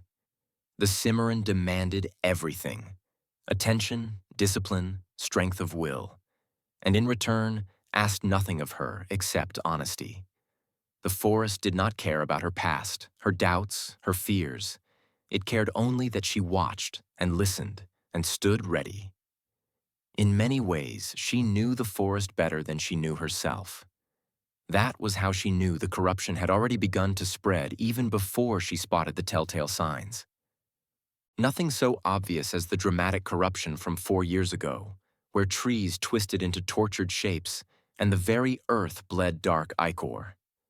This wrongness crept in at the edges of perception, subtle enough to dismiss as imagination if her training didn't tell her otherwise. A branch here, bent at an angle that didn't quite match wood's natural growth. Snow there, bearing the faintest tinge of something not quite white. A brackish green cast that vanished when she looked directly at it. The silence between gusts, too complete, too absolute. "You sense it," Grimjaw said, barely audible above the wind. He walked beside her now, close enough that their shoulders almost touched. His wounds slowed him, but determination kept him moving. The taint. It's faint. Elara ducked under a low-hanging branch, its bark rough against her palm. The texture felt normal. No slickness, no unnatural warmth or cold. The well hasn't had time to spread far. Not yet. It spreads fastest along the ley lines. Grimjaw scanned the darkness between the trees. The sacred sites act as filters, I suppose. Purifiers. With so many destroyed, the corruption flows more freely. He shook his head. By tomorrow, if the wards fail completely, you will witness changes that defy imagination. Ahead, Roderick's form brightened, then dimmed again as a fierce gust tore through the canopy. Snow cascaded from disturbed branches. In the next instant, Elara lost sight of him entirely. She stopped, raising one hand to shield her eyes. Roderick? No answer but for the wind's howl and the creak of frozen wood. This way. Grimjaw pointed to a spot where the trees grew thicker. I can feel the path he follows. The crystals remember. Elara hesitated. Every instinct opposed trusting a goblin's guidance through a forest she knew better than he ever could. But the alternative, standing still while the storm raged and Scarth circled somewhere in the darkness, held even less appeal.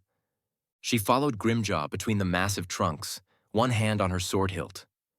The path wound deeper into the woods, away from the familiar trails she'd walked during her patrols. Here, the blackwood oaks grew older, their trunks wider than the span of 2 men with arms outstretched. Their branches interlaced overhead, creating a canopy so dense that less snow reached the ground. The wind still howled, but its fury felt distant now, filtered through layers of ancient wood. And the wrongness grew stronger.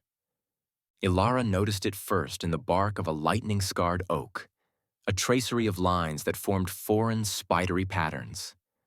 Then in the snow itself, which crunched underfoot with a sound that seemed slightly off, slightly too sharp. Then in the air, which carried a scent beneath the clean bite of winter, something that made her stomach tighten though she couldn't have named it. Stop! Roderick materialized before them, his ghostly gaze fixed on something ahead, something that remained unseen through the curtains of snow. What is it? She asked. The path, I remember. The ghost's voice carried uncertainty. It used to continue through that hollow, but the forest has changed. Centuries of growth and decay. Trees fallen, new ones risen. His form dimmed. I need a moment to find the way. Elara scanned their surroundings while Roderick oriented himself. The hollow he'd indicated looked like any other depression in the forest floor. A low spot where water pooled in spring, now filled with drifted snow. But something about it made her uneasy. The trees, ringing its edge, leaned inward at angles that seemed almost intentional, their branches reaching toward the center like grasping fingers. Do you see that? She asked Grimjaw. The shaman had gone still, his hand pressed flat against the nearest oak tree's trunk. His eyes were closed, his breathing slow and deliberate. When he spoke, his words sounded distant. The tree remembers. Its existence predates the fall, weathering storms and droughts and the passing of ages. His brow furrowed. But something troubles it, a wrongness seeping up through its roots. His eyes opened, and in them, Elara saw genuine concern. Graal's sabotage poisoned the ley line running beneath this place. Not completely, not yet, but the corruption spreads faster than I feared. I wonder how much further to the tomb. With the storm slowing us, hours perhaps, Grimjaw said, shrugging. Only Roderick knew the answer to that for sure. Grimjaw removed his hand from the bark, flexing his fingers as if they'd gone numb. The forest grows wilder ahead, less touched by human paths, closer to the old power. I'll take that as a sign we're at least getting closer. Roderick's form brightened. This way, I've found the route, or what remains of it. He moved off through the trees, skirting the edge of the hollow rather than crossing it directly. Elara followed, with Grimjaw close behind. The blizzard intensified as they pressed deeper into the woods. What had been a fierce storm became something worse. A howling fury alive with malicious intent. Snow no longer fell but blew sideways, whipping past Elara's cloak to find purchase in her collar, beneath her arm bracers, and elsewhere through unseen gaps in her armor and furs. The cold bit deeper than any natural winter, settling into her bones so that taking each step became an act of will. Roderick's spectral form grew harder to follow. Guttering like a candle, he faded in and out, his light scattered by gusts that tore through the forest with increasing violence. Elara kept her gaze fixed on him, terrified of losing sight of their only guide through unfamiliar terrain. Stay close, she called to Grimjaw, reaching back to grip his arm. His flesh felt cold even through his furs, his muscles trembling with exhaustion he refused to acknowledge. I'm here, he said, his voice thin and strained. The crystals still sense him. We won't lose. A gust struck like a physical blow, staggering them both. Snow exploded around them in a white maelstrom, blinding and deafening in equal measure. Elara threw her arm up to protect her face. Grimjaw's grip tore away from her grasp, and for 3 terrible heartbeats, she saw nothing at all. Then the gust passed, and she stood alone among the oaks. Grimjaw! She spun, searching the shadows between the trees. Nothing but wind-whipped snow and creaking branches. Roderick! No answer. No flickering spectral light.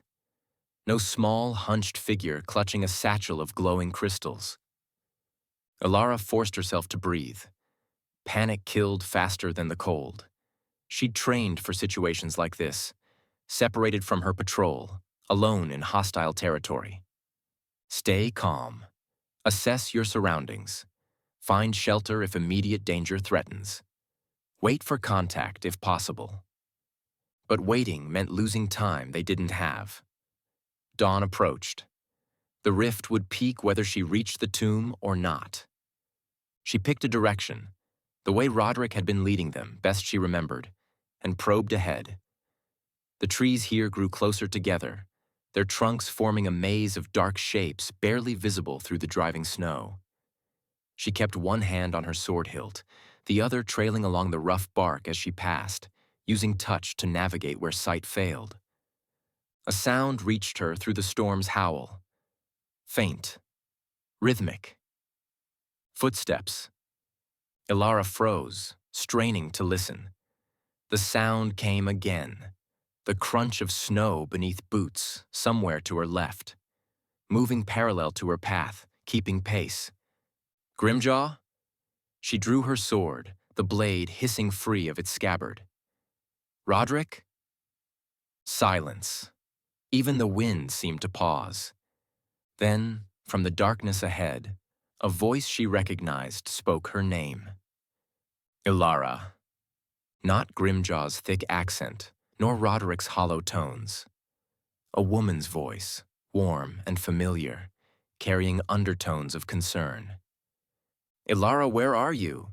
We've been searching for hours. She knew that voice.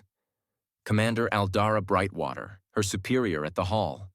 The woman who'd recommended her for Wardkeeper training, who'd spoken at her commissioning ceremony.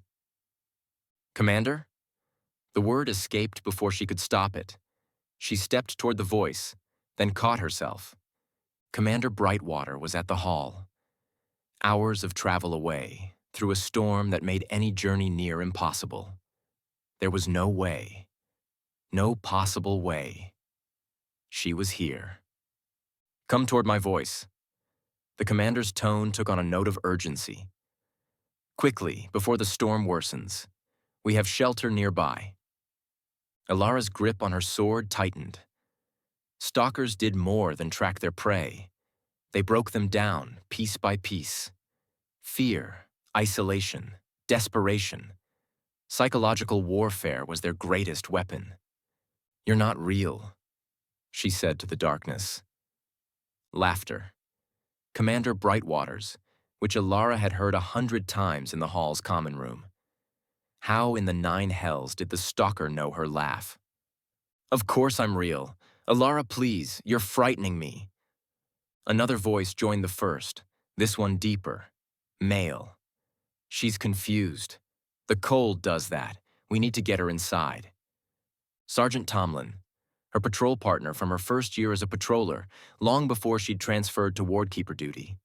She hadn't seen or heard from him in 3 years. There was a good reason for that. Sergeant? Despite herself, her heart lurched. Sergeant Tomlin, is that you? It's me. Warmth in the words, genuine concern. Come on, Millwright. Let's get you somewhere safe. Elara closed her eyes, drew a slow breath. Let training override instinct. Sergeant Tomlin had died 2 winters past, a goblin raid on a supply caravan. She'd attended his funeral, hunkered in the cold while the hall's cleric spoke words of remembrance. Dead men didn't call her name through winter storms. Opening her eyes, she put her back to the voices and pushed deeper into the trees. Behind her, the phantom voices continued for a time, calling her name, pleading for her to stop, warning of dangers ahead. Gradually, they faded, lost to the wind's howl, until she almost believed she'd imagined them. Almost. The forest opened, the trees spacing themselves wider apart. Elara paused to get her bearings, wiping snow from her eyes with a frozen hand. Her fingers had gone numb despite her gloves, and she no longer felt her toes. Hypothermia waited in the wings, patient as any stalker. Something caught her eye, an unnatural depression in the snow ahead. Footprints. She approached cautiously, sword ready. The prince emerged from the trees, crossed the small clearing, and disappeared into the darkness beyond. Fresh, the edges still sharp, not yet softened by falling snow. Goblin Prince. She recognized the shape, the spacing, and the way the creature distributed its weight differently compared to a human. Grimjaw? She kneeled, inspecting the tracks. Too large for the young shaman. And the stride spoke of purpose, not exhaustion. Someone moving with confidence. A second set of prints joined the first. These were human-sized but wrong somehow. The spacing irregular, as if whoever made them kept stopping and starting. Staggering, Elara realized. Wounded? Possibly. Unbidden, thoughts of Commander Brightwater and Sergeant Tomlin out here searching for her returned. Damn, Elara whispered under her breath. She knew damn well that the one was dead, and the other was safe at the hall. She was the only one foolish enough to traverse the woods in the middle of a blizzard, and the only one foolish enough to think the voices real. The two trails merged, continued together for several paces, and then... Elara's blood ran cold. The human footprints ended at a place in the snow spotted with crimson. Blood. The goblin prince continued alone, but deeper, as if weighed down by the act of carrying their victim. A message. A demonstration. I was here. I took someone. Next, I'll take you. But who did the stalker take if not Grimjaw? Who else was out here? Scarth did more than follow. He roved ahead, behind, and everywhere at once, playing with her like a cat with a wounded mouse. Elara. She spun, blade coming up. Grimjaw stood at the clearing's edge. His eyes, reflecting what little light the storm allowed, were wide with something that might have been fear or relief, or both. The crystals led me to you, he said. But we need to move. Scarth is close. I can feel him. I know. She gestured toward the snow with her sword. I found his tracks and someone's blood. Tracks? Grimjaw moved closer, following her gaze. He stared at the snow, then peered at her with a curious expression. There's nothing there, Wardkeeper. What? She turned back to the clearing. Pristine snow stretched unbroken before her, smooth and white, unmarked by any passage. No goblin prints, no human prints, no signs of a struggle. Nothing. Stalker tricks. Grimjaw's voice dropped low. They can make you see what isn't there, hear voices that don't exist. He's in your head, Wardkeeper, testing your fears, learning what breaks you, the phantom voices. Commander Brightwater. Sergeant Tomlin. Elara's gaze returned to the empty snow. Her hand trembled on her sword hilt, and not from the cold. We have to find Roderick, Grimjaw said. The spirit can see through such deceptions. Without him, we're blind. As if summoned by his name, a faint glow appeared through the trees ahead. Roderick's spectral form, burning dim but visible, hovered at the edge of sight. There. Elara started toward the undead patroller, Grimjaw close on her heels. Stay with me this time, no matter what happens. I don't intend to leave your side again. They pushed through the snow together, following the ghost's flickering beacon. Behind them, somewhere in the storm's fury, a stalker watched and waited and smiled. Chapter 5. Roderick waited in a narrow ravine protected from the wind. The ghost hovered above a frozen streambed, his form steadier here than it had been in the open forest. Oaks lined the ravine's edges, their roots exposed where centuries of water had carved away the earth. Snow had drifted along the banks, leaving the streambed relatively clear, a sheltered path through the storm's chaos. You became separated, Roderick said as they approached. So I waited. The storm. Elara didn't elaborate. She wasn't ready to discuss the phantom voices or the non-existent tracks. "How much farther, Lieutenant?" "An hour. Perhaps less if the path ahead remains clear." Roderick's attention moved to Grimjaw, assessing. "Can you maintain the pace?" The shaman's jaw tightened. "I can maintain it." "Then we continue. The ravine offers some protection from the wind. Follow it north until—" A sound cut through the storm's howl, high and thin, the whistle of something moving fast through cold air. Elara's body reacted before her mind caught up.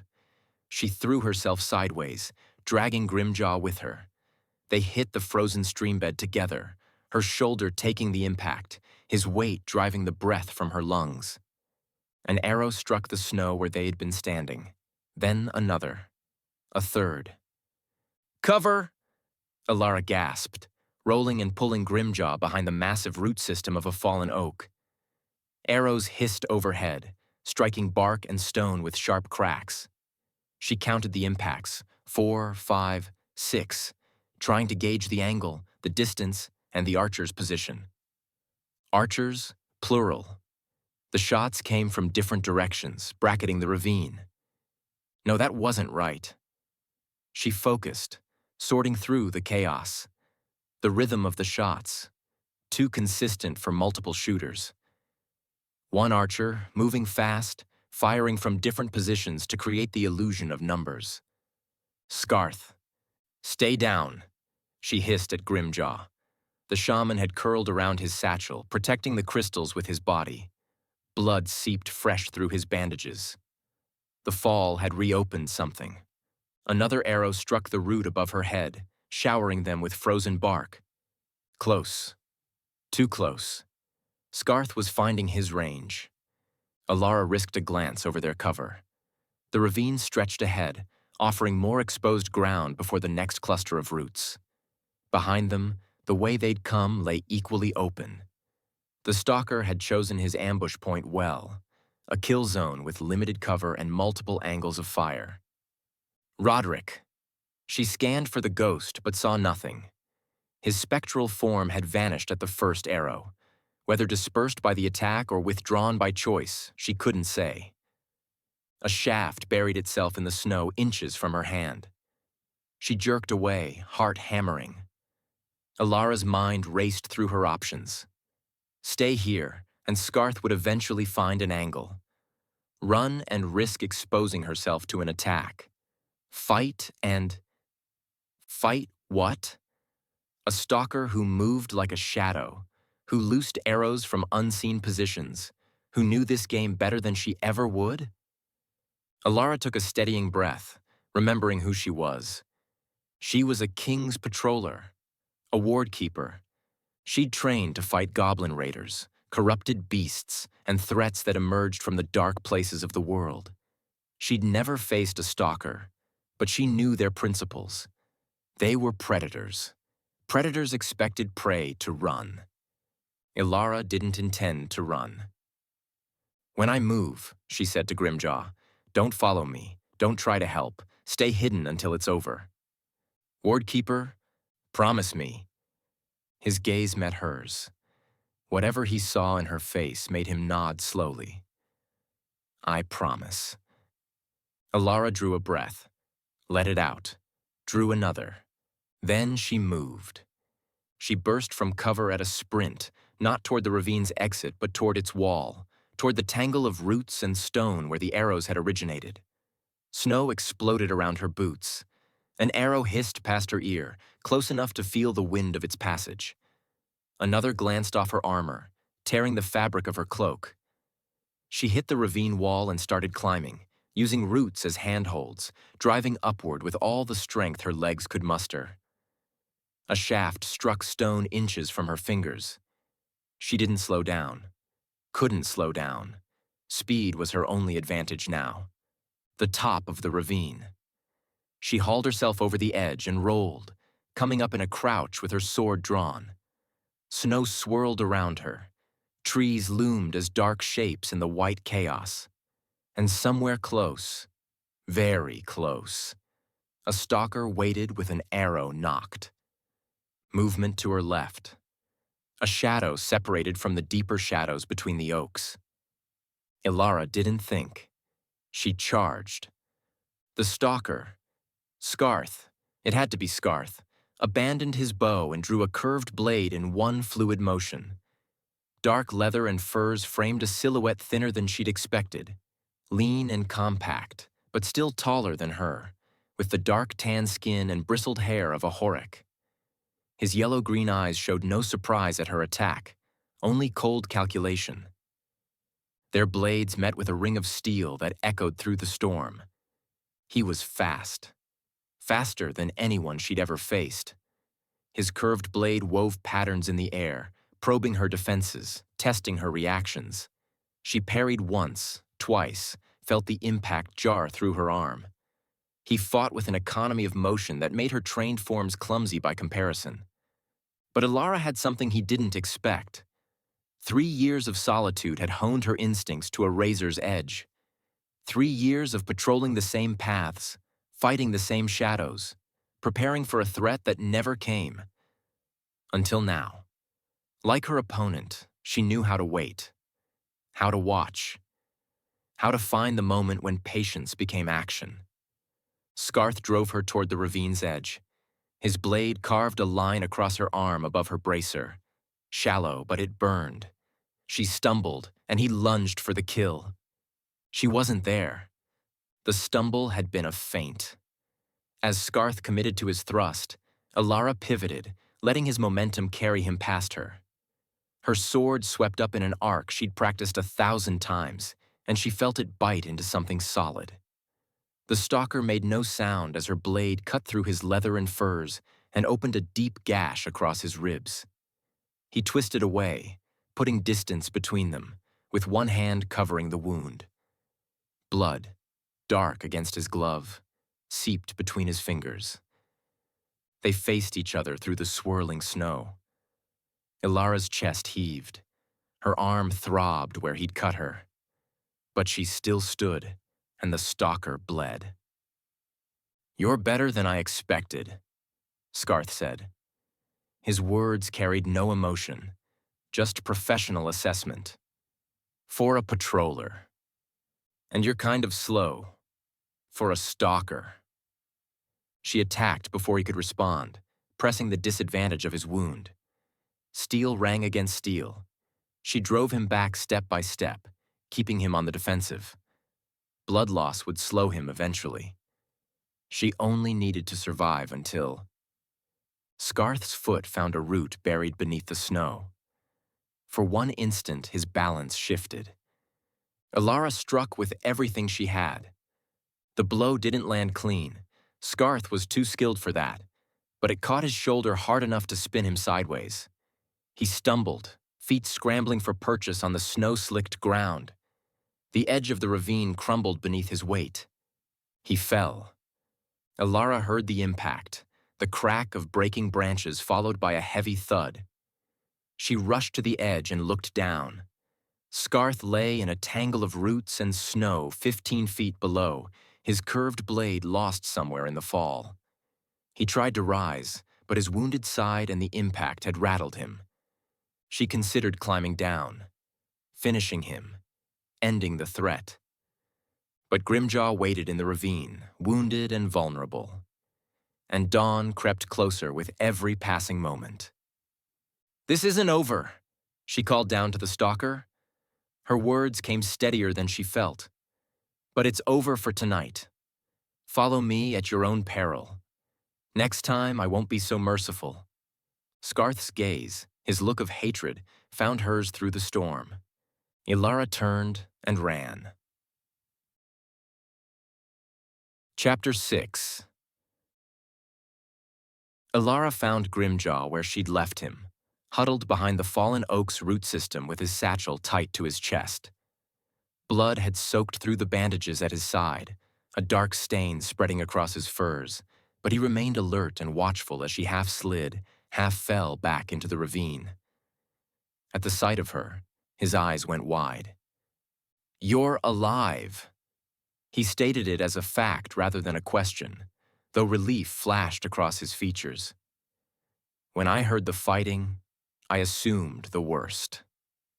Elara flashed him a sour expression as she settled her back against the frozen roots, catching her breath. Thanks for the vote of confidence. Her arm throbbed where the stalker's blade had caught her. Not deep, but the cold made it burn. Scarth fell into a ravine, about 50 paces back. He's wounded, but he won't stay down for long. I tried to warn him away, but I don't expect him to heed my advice. Grimjaw settled back. You fought a stalker alone and survived. My teacher spoke of patrollers, but I never believed. Save the admiration. She pushed herself upright, wincing as muscles protested the movement. Where's Roderick? Here. The ghost materialized beside them, his form steady now that the ambush was behind them. His burning violet eyes swept over Elara, noting her wound, her torn cloak, the exhaustion written in every line of her body. You drove him off, Roderick said. Not quite praise, but something close to it. Impressive, for one who's never faced a stalker. I got lucky. He won't underestimate me twice. Elara retrieved her pack from where it had fallen during the initial dive for cover. Her hands quivered as she dug out bandages. How much farther to the tomb? An hour. Perhaps less if we hurry. Roderick's form drifted toward the ravine's northern passage. The sanctuary lies beyond the oldest part of the forest. Grimjaw struggled to his feet, one hand wrapped about the frozen roots. His breathing came shallow and careful. The fall had done more damage than he wanted to admit. The crystals will guide us if we lose sight of you again. Elara wrapped the bandage around her arm, pulling the knot tight with her teeth. She'd been lucky. Scarth had aimed his blade at her throat. No more separations, she said. We stay together until we reach the tomb. Roderick leads. I guard the rear. Grimjaw, you stay between us. The shaman nodded, too tired to argue. They moved. The ravine offered shelter from the worst of the storm, its high banks blocking the wind howling above. Roderick drifted ahead, his spectral light casting long shadows across the frozen streambed. Elara kept her sword drawn, scanning the darkness behind them for any sign of pursuit. Scarth followed. She knew it with the certainty of someone who'd looked into a predator's eyes and saw nothing but cold patience staring back. The wound she'd given him would slow him down, but it wouldn't stop him. Nothing would except death, his or theirs. The ravine wound northward, deeper into the forest's heart. Here, the trees grew older still, their trunks so massive that their roots formed walls on either side of the streambed. Ice hung in crystalline curtains from exposed stone, and the air carried a prehistorically old silence. The corruption doesn't reach here, Grimjaw said quietly.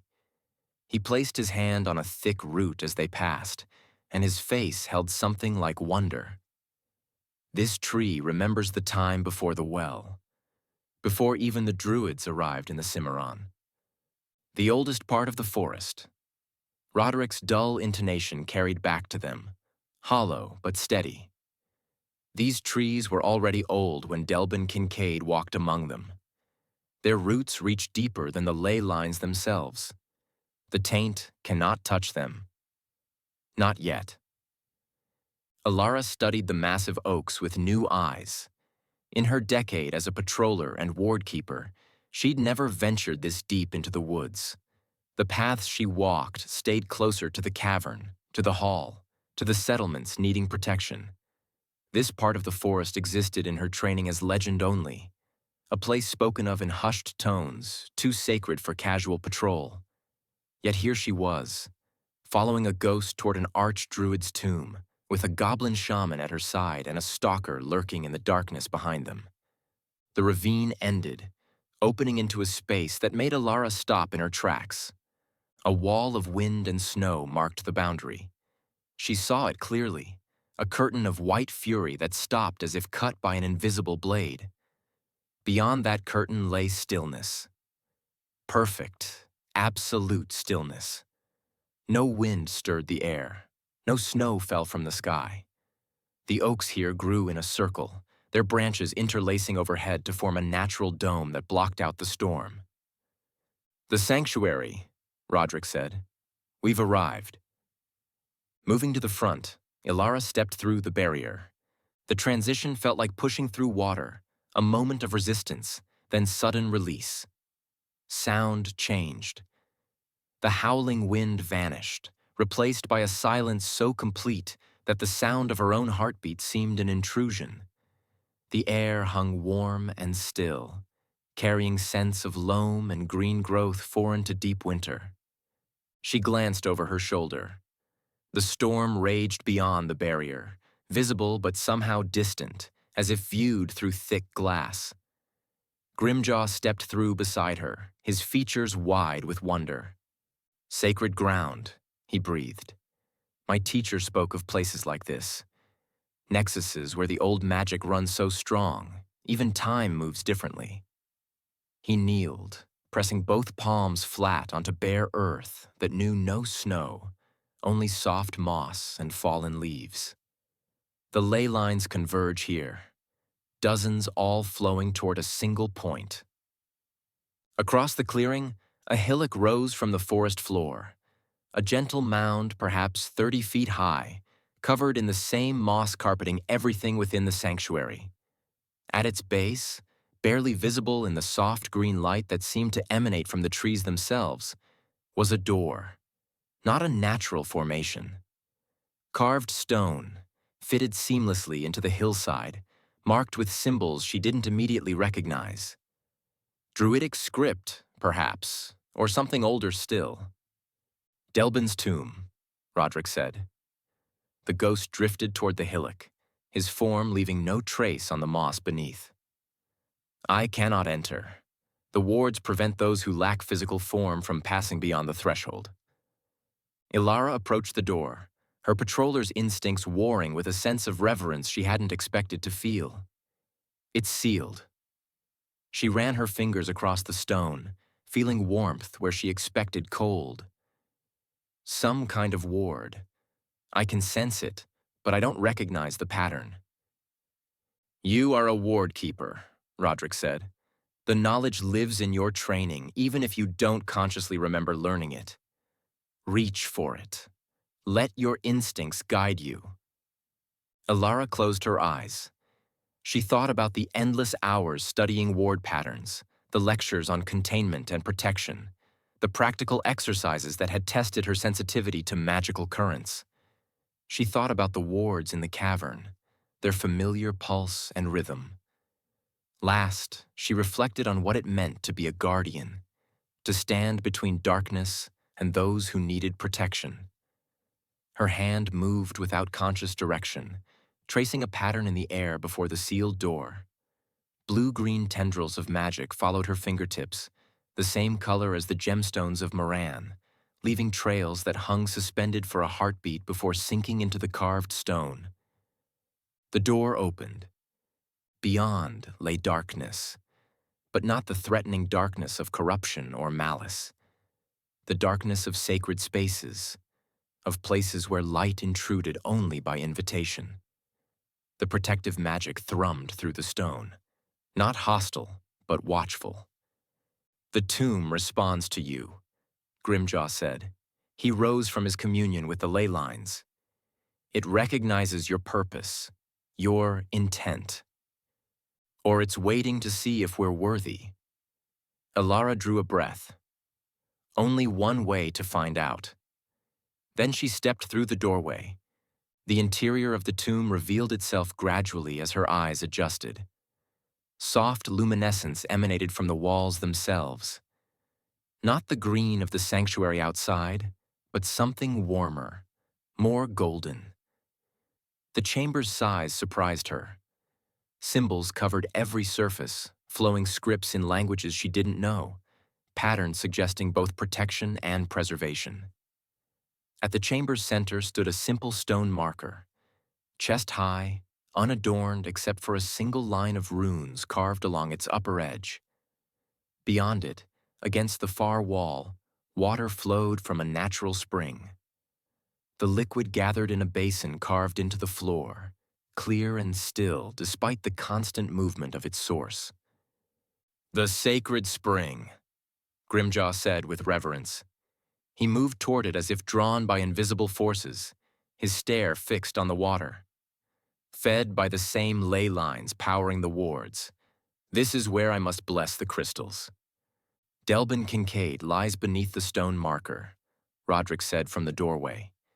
"He chose simplicity in death, as he chose service in life. No grand monument, no elaborate tomb, just a marker and the knowledge he left behind." Elara studied the runes carved into the stone. She couldn't read them, but something in their arrangement felt familiar, echoes of the ward patterns she'd traced her entire career. "He was a wardkeeper," she said. "Before there were wardkeepers. He understood what it meant to stand guard against the darkness. He understood many things." Roderick's words carried the weight of 4 centuries. He partnered with goblin shamans, with dryads, with any who shared his purpose.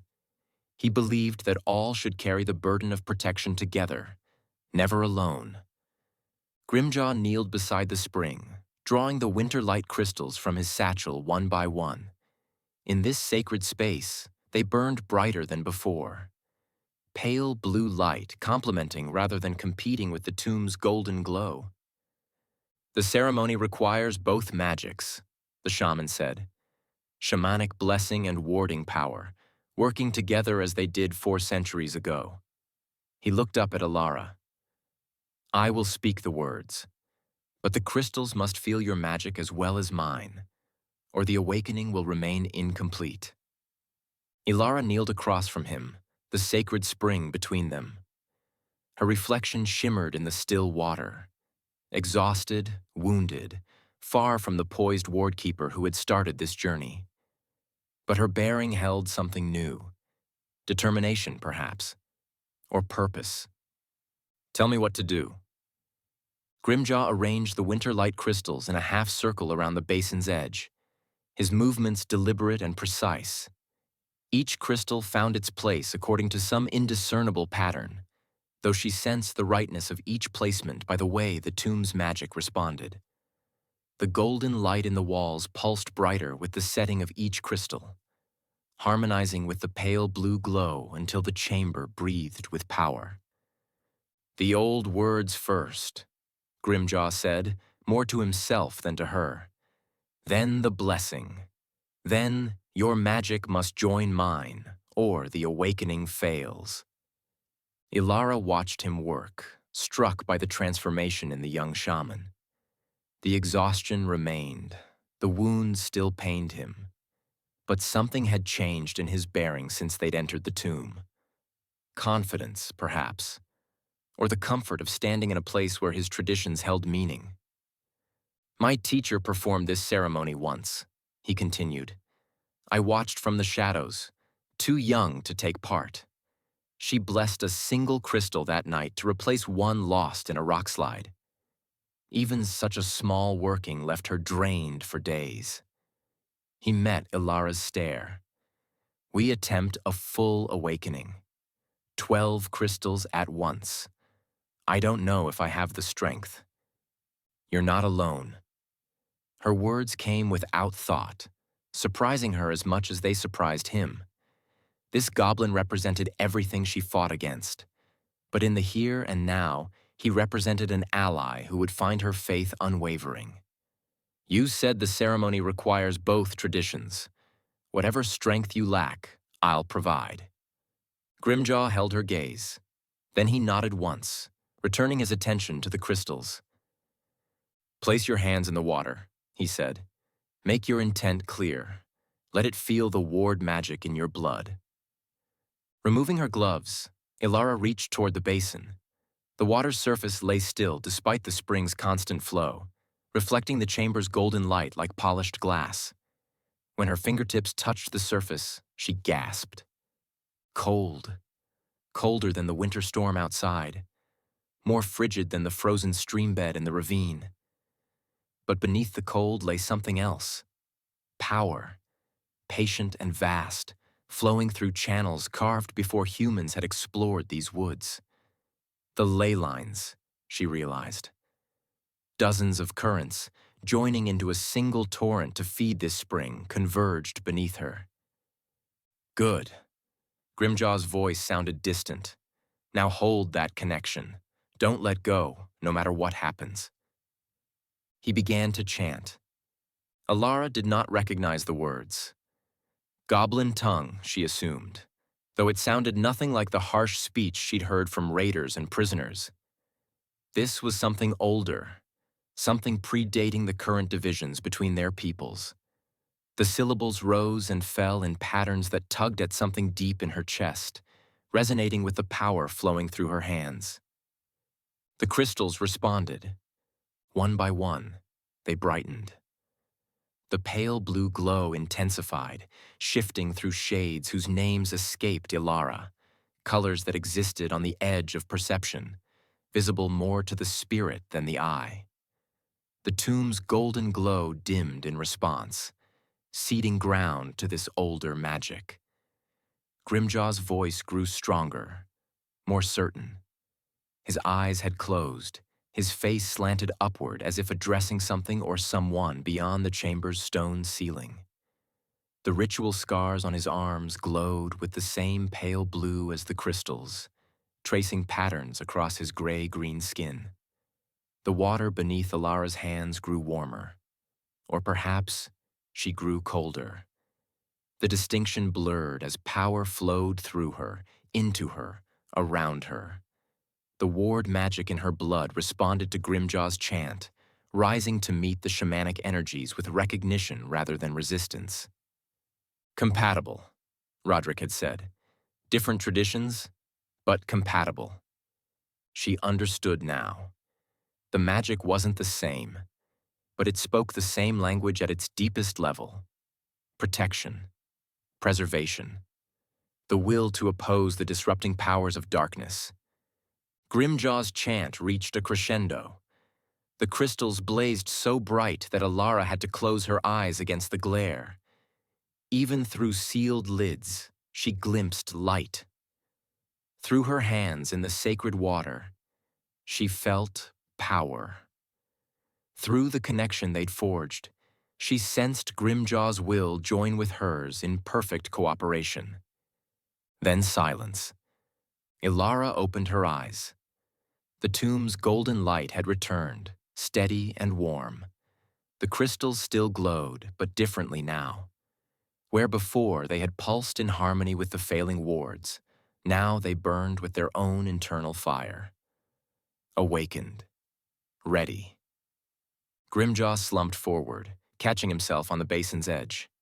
His breathing was ragged, and sweat beaded on his brow, but he managed a grin. It worked. His voice was barely above a whisper. We awakened the crystals. When we place them in the cavern, their power will restore what's failing, bridge the gaps in the ley line network. His grin became a satisfied smile, the first genuine smile she'd seen from him. We did it. Elara withdrew her hands from the water, shaking sensation back into numb fingers. The connection faded, but something remained. A thread of awareness linked her to the awakened crystals, to Grimjaw, to the power they'd channeled together. We did it, she agreed. Now we just have to get back to the cavern before dawn. And past Scarth. Grimjaw's smile faded. He waits for us outside. He always waits. Elara retrieved her sword from where she'd laid it during the ceremony, checking the blade from habit. Then we face him. Together. The shaman gathered the awakened crystals and returned each to his satchel with reverent care. The leather glowed faintly from within, pale blue illumination seeping through the seams. They stepped back into the world, where the longest night crept toward dawn. Chapter 7. Outside, The same perfect stillness shrouded the sanctuary. The same warm air carried scents of green growth. The same circle of oaks formed their natural dome against the storm raging beyond. But something waited at the barrier's edge. Scarth lingered where the stillness met the fury, half in shadow and half in swirling snow. Blood darkened one side, and he favored his left leg. But his curved blade hung ready in his grip, and his yellow-green stare tracked their approach with the cold patience of a predator who had cornered his prey at last. "You've led me on a long chase, little shaman," he called from across the clearing. "That you made it this far will no doubt disappoint Lord Graal. He expected me to kill you in the mountains." Grimjaw's hand tightened on his satchel. The awakened crystals pulsed within, their pale blue glow seeping through the leather. Graal underestimates those who oppose him. It will be his undoing. Perhaps. Scarth shifted his weight, testing his wounded leg. "But not tonight. Tonight, I take you back to Greth to face punishment." The crystals return to their proper place. And the Wardkeeper. His gaze moved to Elara. The Wardkeeper dies. Elara drew her sword. The blade caught the sanctuary's soft light, reflecting it back in cold steel. "You're wounded, outnumbered. The smart move is to walk away." "I am Scarth the Relentless." Something akin to amusement lit his features. "Walking away is not in my nature." When the stalker moved, he charged faster than his wounds should have allowed, crossing the distance between them in 3 long strides. Elara barely raised her blade in time to deflect his first strike. Steel screamed against steel. The impact drove her back a step, then another. Scarth pressed his advantage, his curved blade weaving unpredictable patterns. He fought differently than before, abandoning the careful probing of their first encounter for raw aggression. Desperation, perhaps, or the recognition that he had no more time for games. Elara gave ground, letting him drive her across the mossy floor. Each parry jarred her arm. Each dodge came a heartbeat too slow. The night's exhaustion weighed on her, the ceremony having drained reserves she hadn't known she'd spent. She parried a sweeping cut, riposted, and felt her blade glance off his armor. He countered with a thrust that would have opened her belly if she hadn't twisted aside at the last instant. His curved blade sang past her hip, close enough to slice through her fur leggings and into flesh. Elara staggered back, the warm sensation of blood running down her leg. "You're slower than before," Scarth observed, pressing forward. "The tomb took something from you." "I have enough left for you," she snarled, defiant as she drove him back with a flurry of strikes her instructors at the hall would have recognized well. High cut, low sweep, thrust toward the chest. Scarth deflected each one, but the effort cost him. His wound limited his movement, forcing him to favor defense over offense. They circled each other in the clearing's strange stillness. 2 wounded fighters, each searching for an opening to end this contest. Scarth found one first. He feinted left, drew her guard wide, then reversed with speed that defied his injuries. His blade carved toward her neck. Elara threw herself backward. Steel kissed her throat, leaving a line of fire below her jaw. She hit the moss hard, rolled, and came up with her sword raised. Too slow. Scarth loomed over her, blade descending. She reached for her magic. The ward power answered, sluggish but present. Blue-green energy flared from Elara's outstretched palm, forming a barrier between her body and the stalker's strike. His blade struck the protective barrier and rebounded, the impact traveling up his arm with enough force to stagger him and allow time for Elara to scramble to her feet. Pressing her momentary advantage, she swung for his wounded side. He parried, barely, and pain flashed across his features before the mask of professional detachment returned. "Ward magic," Scarth spat, circling right, keeping his injured flank away from her. But how many times can you summon it before you collapse? Not many. She knew it, and from the calculating gleam in his eyes, Scarth knew it too. The ceremony had taken too much. Her Shri reserves hovered near empty, barely enough for one or two more workings. She had to make them count. Scarth attacked again, a relentless series of cuts and thrusts designed to overwhelm her defenses.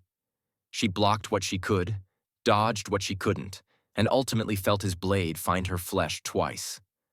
A slash across her left arm, a thrust that scored along her ribs despite her desperate twist, thankfully lessened by her leather breastplate. Still, blood started to soak her gambeson, warm along skin gone cold with exhaustion. He drove her toward the tomb's entrance, step by bloody step. Her shoulders brushed stone. Nowhere left to go. "Grimjaw, run!" Scarth's blade slashed across her armored shoulder, slicing into the flesh beneath. Pain flared hot and immediate, causing her to gasp. Recovering, she shouted through gritted teeth, "Get to the cavern! Place the crystals! Don't wait for me!"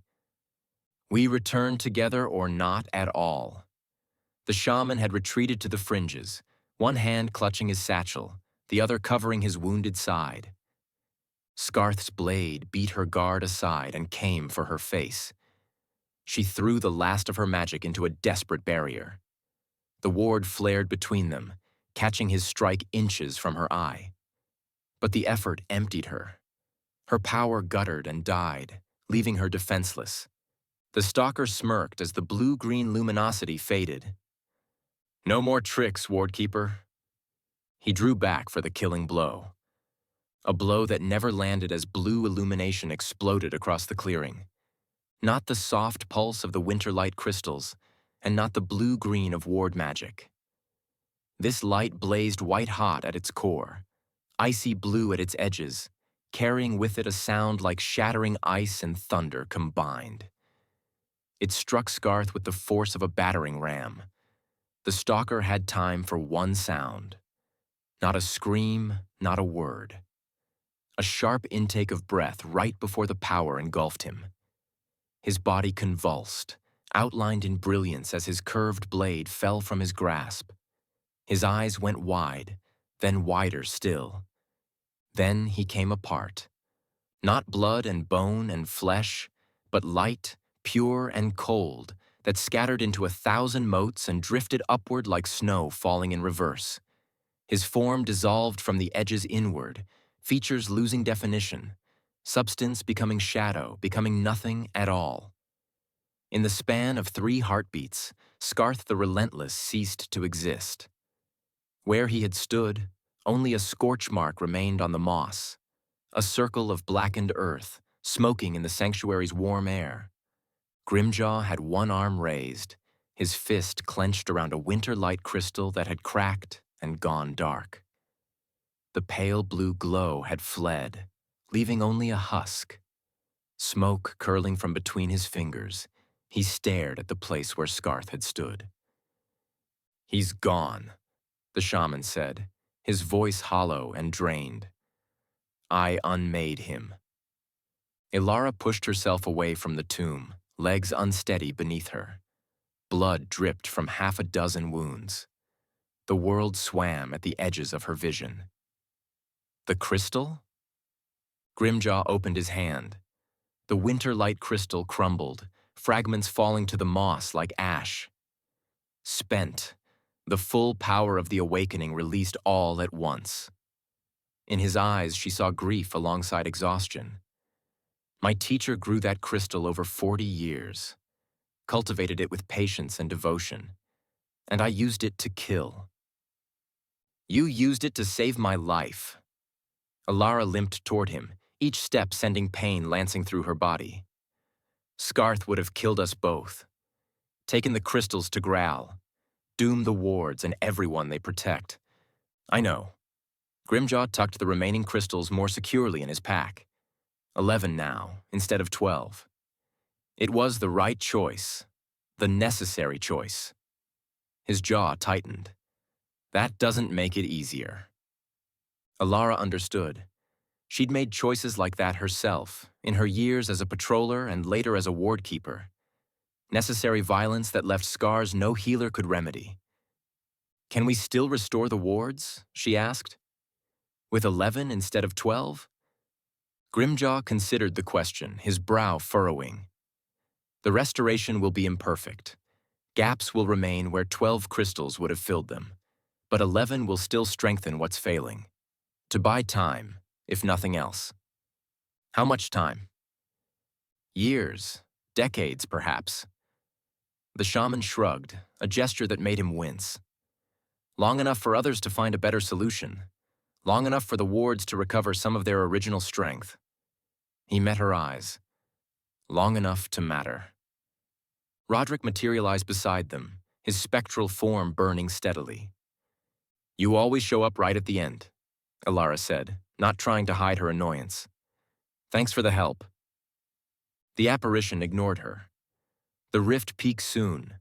You must reach the cavern before dawn, or even 11 crystals won't be enough." Elara gazed toward the barrier, toward the storm still raging beyond the sanctuary's protection. Her body screamed for rest. Her wounds needed tending.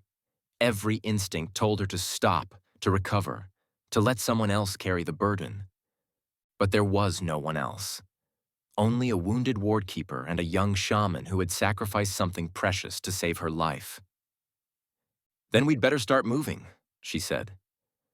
Together, they walked toward the barrier, the storm, and whatever waited beyond. Chapter 8. The storm greeted them like an old enemy. Wind tore at Elara's cloak the moment she stepped through the barrier, driving snow into wounds that hadn't stopped bleeding. The cold bit deeper than before, finding every gap in her defenses, every place where exhaustion had worn her resistance thin. She staggered, caught herself against the nearest oak, but forced her legs to keep moving.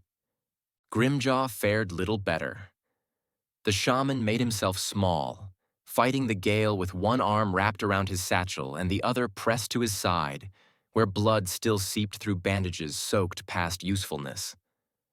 Squinting against the driving snow, he searched for the path they'd taken to reach the sanctuary. This way. Roderick's spectral form drifted ahead of them, brighter now than it had been during their journey through the forest. The ghost moved with purpose, no longer flickering or fading in the wind. "The ravine lies a quarter-mile south. Follow it to the hollow, then east toward the cavern." Elara pushed away from the tree and followed.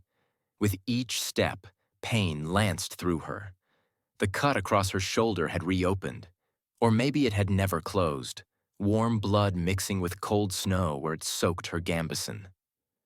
Her left arm hung nearly useless, the gash there deep enough that she could no longer make a fist with that hand. The slice beneath her jaw had crusted over but throbbed with her pulse. None of it mattered. Only reaching the cavern of the well mattered. Only the wards. They found the ravine where Roderick had promised, its frozen streambed offering shelter from the worst of the wind. Elara half climbed, half fell down the bank, landing hard on ice that cracked beneath her weight but held. Grimjaw followed more carefully, picking his way down with the caution of someone carrying irreplaceable cargo. "How much time?" Elara asked. "Less than an hour." Roderick drifted along the streambed.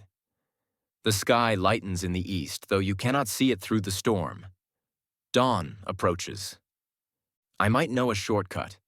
Even still, we'll have to double time it," Elara said, inwardly groaning because she didn't know if either of them could maintain that pace. But they had to try. They got moving, pushing through exhaustion and pain. The ravine twisted northward, then east, following contours carved by centuries of spring floods. Ice crunched beneath their boots. Wind howled above them, finding its way down in occasional gusts that staggered them both.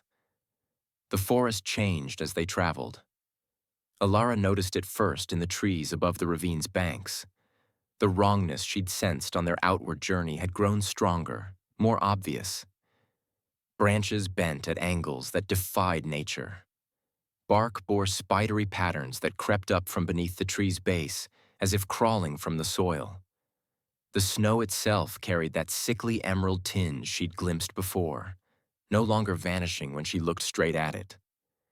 "The corruption spreads faster now," Grimjaw said, confirming what she already knew. "With the ward so weak, there's nothing to contain it. We need to hurry." They ran, distance blurring until the ravine ended at the hollow Roderick had mentioned, a depression in the forest floor ringed by oak trees. Elara remembered passing this place on their outward journey, remembered the wrongness she'd sensed in the trees leaning inward, their branches reaching toward the center like grasping fingers.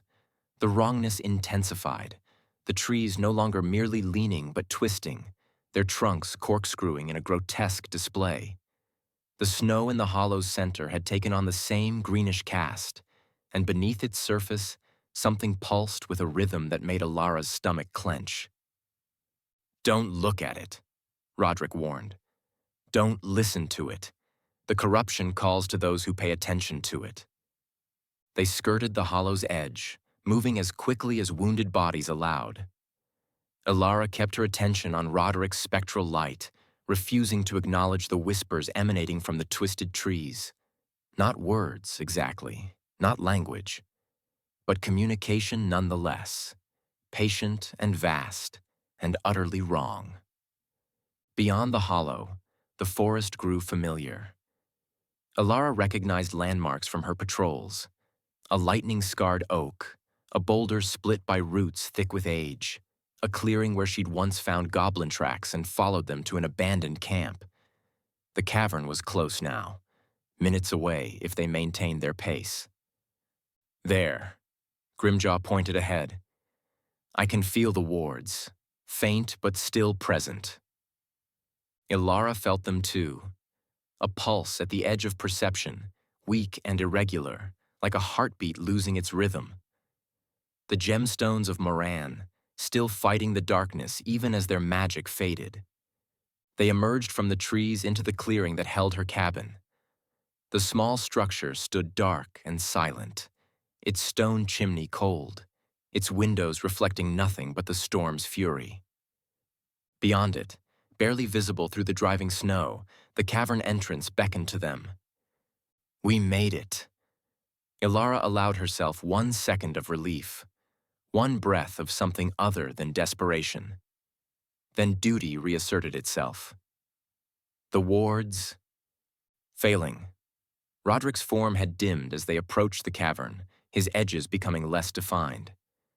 3 have gone dark entirely. Only the eastern ward remains active, but it grows weaker by the minute. Grimjaw clutched his satchel tighter. "Then we have no time to waste." They crossed the clearing, fighting through snow that had drifted waist-high against the cavern entrance.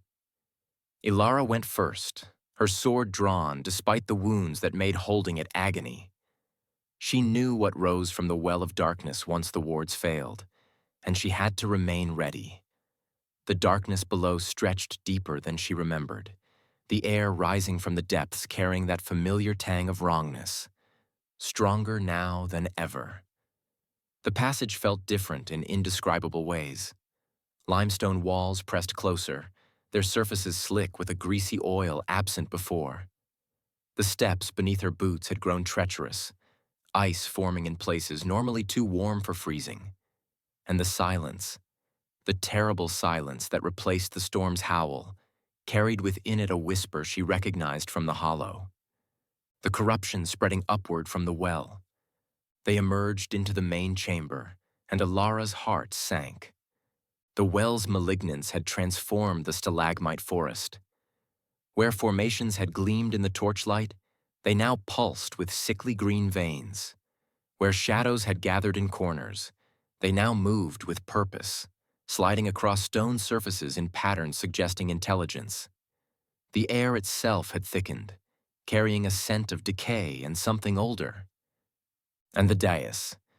3 of the 4 druid statues had gone dark, their emerald hearts cold and lifeless. The carved figure's arms remained outstretched, but their protective posture mocked the reality of their failure. Only the statue facing west burned with anything at all, and that light guttered like a candle in a gale. Between the statues, the well seethed, its liquid changing from black to green to brown and back again. The whispers she'd heard above were louder here, emanating from the depths with a patience speaking of centuries, of millennia, of time beyond human reckoning. "We're almost too late." Grimjaw hurried past her, his gaze fixed on the failing wards. But almost is not the same as too late. Drawing the first crystal from his satchel, Grimjaw moved among the druid statues with purpose born of shamanistic knowledge. He placed the first crystal at the base of the northern ward, pressing it into a crevice where stone met stone. The winter light pulsed once, twice, then steadied into a rhythm that harmonized with the gemstone above. Pale blue light climbed the statue's carved robes, tracing runes lying dormant for centuries. "The ley lines remember," Grimjaw said, sounding awestruck. "They remember their purpose." He moved to the eastern statue and placed another crystal, then the southern. With each placement, the tomb's awakened power flowed into channels carved before humans or goblins had walked these woods. The pale blue glow spread, connecting crystal to crystal, forming a web of illumination that overlaid the failing druid protections. Elara watched from the dais' edge, her wounded body propped against a massive stalagmite. She wanted to help, but her legs had refused to carry her any farther. The blood loss, the exhaustion, her depleted Shri reserves. All of it pressed down on her with a heaviness that made breathing difficult. "Is there anything I can do?" she asked anyway. Grimjaw paused, a crystal in each hand. Elara saw something in him she hadn't seen before. Acceptance. The quiet resignation of someone who had made peace with an inevitable truth. "When the time comes," he said, "remember what happened here. Remember that a goblin shaman joined a human wardkeeper in opposition to the darkness." His focus returned to his work. "Remember that we chose cooperation over hatred, even when everything we knew said otherwise." "Grimjaw, what are you talking about?" she asked, even though she knew the answer already. "The ritual requires sacrifice, Elara." His voice carried across the chamber, counterpoint to the well's maddening whisper. Almost 5 centuries ago, Roderick gave his existence to anchor the restoration. His spirit became bound to this place, watching and waiting for the day when the wards failed again. He placed another crystal, watching its light join the growing web. Someone must make that sacrifice again. Someone must anchor the renewed protections with their essence. Cold, having nothing to do with her wounds, settled into Elara's chest. "No. I've known since I fled Greth." Grimjaw's hands never stopped moving, placing crystals with the care of someone performing a sacred rite. "My teacher told me the truth before Graal's soldiers came for her. She said the restoration demands a willing soul freely given. She said the shamans had preserved this knowledge across generations, waiting for one to accept the burden." He smiled, an expression that held no bitterness. "I accepted it the moment I stole the crystals. I accepted it every step of the journey here. This was always my fate. There has to be another way." "There isn't," Roderick said. "The wards require an anchor, a consciousness willing to bind itself to the ley lines and maintain the protections through force of will." Compassion overcame his expression. "Coercion and trickery have no place here. Whoever chooses the binding must do so by choice." Grimjaw placed the final crystal. 11 points of pale blue light formed a pattern around the dais, their glow connecting in lines that pulsed with gathered power. The web overlaid the druid wards, filling gaps, bridging breaks, restoring what Graal's campaign had destroyed. The gemstones of Moran responded, their blue-green luminosity strengthening for the first time all night. But the restoration remained incomplete. The power gathered but did not flow. The web of light trembled, waiting for something more. "The rift peaks," Roderick said. "It's now or never." Grimjaw took a place at the center of the dais, between the four druid statues, at the very edge of the seething well. The corruption's whispers rose around him, promising power, promising knowledge, promising everything a soul might desire. He ignored them all. "Elara." His voice cut through the whispers, clear and strong. "Thank you for fighting beside me when you could have fought against me, for proving that the old hatreds don't have to define us." She tried to go to him to stop what was about to happen. Her legs buckled. She caught herself on the stalagmite, tears freezing on her cheeks. "Grimjaw, please, tell them what happened here." He raised his arms, and the crystals responded, intensifying until the chamber blazed with cold, blue radiance. "Tell them that a goblin and a human saved the Simmaron together. Tell them that cooperation defeated what hatred could not." His gaze found hers one last time. "Tell them there's a better way." He started chanting. The words came in that ancient tongue she'd heard in the tomb, syllables from another age. But these words carried a meaning the others hadn't, a finality that made the air itself tremble. The crystal's energy climbed his body, wrapping around him like ribbons of pale fire. The well's whispers transformed into screams. Power erupted from the 11 crystals, channeled through the web of light, focused on the young shaman standing at its center. Grimjaw's form blazed brighter than the winter sun, his outline becoming indistinct as energy poured through him and into the ley lines below.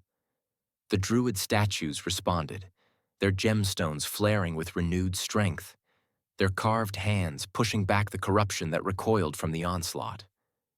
Elara watched through tears as Grimjaw's features softened, blurred, and became something other than flesh and bone. She watched as his body lost substance, transforming from solid matter into pure luminance. She watched as that light, his essence, flowed downward, into the stone, into the earth, into channels that carried it to every sacred site the ley lines touched. His chant never faltered. Even as his words lost their physical resonance, even as they became something felt rather than heard, their sound continued. A prayer and blessing in one. A final gift from a shaman who had given everything for a people not his own. The rift peaked. For one endless moment, the barriers between worlds thinned to nothing. Power older than the corruption, older than the druids, older than the forest itself flowed through the restored wards. The well's screams reached a crescendo, then cut off as protections close to failing slammed back into place with force enough to shake the forest. Then silence. Elara remained too exhausted to move, too grief-stricken to speak. The chamber had transformed around her, sickly green veins in the stalagmites fading to nothing. Moving shadows stilled. The air cleared, carrying the clean scent of stone and sacred water. The 4 druid statues burned with steady light, the gemstones of Moran pulsing in perfect rhythm. Between them, the well had calmed, its surface smooth and dark, its whispers silenced. The web of winter light crystals had dimmed but not disappeared, their pale blue glow woven into the ward structure. And at the center of the dais, where Grimjaw had stood, nothing remained. "It is done." Roderick's voice came softer than she'd ever heard it. Searching for his spectral form, she found him standing beside her. But he too had changed. His edges had softened, his eyes dimming to something gentler. He looked less like a ghost bound by duty, and more like a man finally laying down a burden carried too long. "Nearly 5 centuries," he said. "I've watched this place for that long. Waited for this night. Wondered if anyone would come, if the pattern would repeat, if someone would choose to make the sacrifice again." His form flickered, fading at the edges. "Now it's done. We restored the wards. The anchor holds." Roderick, Elara started to say, her throat gone raw from exhaustion and grief. Don't mourn for me, Wardkeeper. I've earned my rest. He grinned, the gesture reaching his eyes. Tell the Hall what happened here. Tell them about the cooperation that saved them. Tell them about the goblin shaman who gave everything. His form grew fainter, translucent, almost invisible now. Tell them Roderick the Bold kept his oath, until death and beyond. He faded, not scattered by wind or dispersed by magic, but simply released. His spectral light dimmed, softened, then winked out, leaving behind the memory of a patroller who had served for hundreds of years beyond his death. Elara closed her eyes. Grief washed over her, for Roderick, for Grimjaw, for the terrible price the night had demanded. She wanted to weep, to scream, to rage at a world that required such sacrifices, but her body had nothing left. Even tears seemed beyond her. Wardkeeper. Her eyes snapped open. A figure floated over the center of the dais, where the release of energies had consumed Grimjaw. Not solid, not flesh and blood, but present nonetheless. Pale blue light outlined a small form, wiry and hunched, with pointed ears and eyes that burned with violet spectral fire. Grimjaw's shade regarded her with an expression she couldn't read. It worked, he said. His voice carried the same hollow resonance Roderick's had held, the sound of someone speaking from beyond death. We restored the wards and stabilized the ley lines. We contained the corruption. Elara struggled to sit up, failed, and tried again. Grimjaw. I am bound now, as Roderick was bound. The shade drifted closer, his movements carrying the same weightless quality as the departed patroller. My essence anchors the protections. My will maintains what we rebuilt tonight. He gazed at his translucent hands, flexing fingers that left no shadow. A strange existence, but not an unwelcome one. I'm sorry. The words seemed meaningless considering the magnitude of what he'd sacrificed. I'm so sorry. Don't be. Grimjaw's shade kneeled beside her, close enough for her to feel the cold radiating from his form. I chose this, Elara, freely and willingly, with full knowledge of what it meant. My teacher prepared me for this my entire life. His expression held warmth despite its spectral glow. She would be proud to know her teaching served its purpose, that the knowledge survived. That cooperation triumphed over hatred, even if only for one night. What happens now? Now you rest, heal, return to your hall, and tell them what happened here. The same words Roderick had used, as if the two shades shared a common existence. The apparition rose, drifting toward the dais. I will watch over this place as Roderick watched. Wait for the day when they might fail again, and hope that day never comes. And if it does? Grimjaw's shade turned, his spectral features forming something like a smile. Then perhaps another wardkeeper will trust another shaman. Perhaps someone else will make the choice I made tonight, and cooperation will triumph again. He spread his translucent arms, encompassing the restored wards, the calmed well, the chamber transformed by sacrifice. That is my hope, Elara. That is what I anchor myself to across all the centuries to come. The shade drifted to the dais's center and settled into stillness, taking up Roderick's vigil. The vigil that was now his. Elara watched the restored wards pulse with steady light. Blue-green from the gemstones of Moran. Pale blue from the winter light crystals. Two traditions, two peoples, two magics woven together into something stronger than either could achieve alone. Outside, beyond the cavern's depths, dawn broke over the Simmaron woods. The storm had passed. The longest night had ended. Chapter 9. The journey to the Simmaron Hall took Elara the better part of a day. She stumbled through a forest transformed. The corruption that had spread during the night had retreated with the dawn, leaving the Simmaron woods scarred but healing. Trees that had twisted into unnatural shapes stood straighter, their bark still marked with faint traces of wrongness but no longer pulsing with malevolent life. Snow fell again, clean and white, covering the evidence of the night's horrors beneath a fresh blanket of winter. Elara's wounds had stopped bleeding sometime around mid-morning, crusted over with the beginnings of scabs that pulled painfully with every step. She'd fashioned a rough sling for her left arm from strips torn from her cloak, and the cut beneath her jaw had finally stopped seeping. None of it compared to the hollow ache in her chest where grief had taken up residence. She reached the hall as the sun began its descent toward the western horizon, painting the clearing sky in shades of orange and pink that seemed obscenely beautiful after the darkness she'd witnessed. The wooden fortress rose from its clearing like an old friend, smoke curling from its chimneys, warm light spilling from its windows.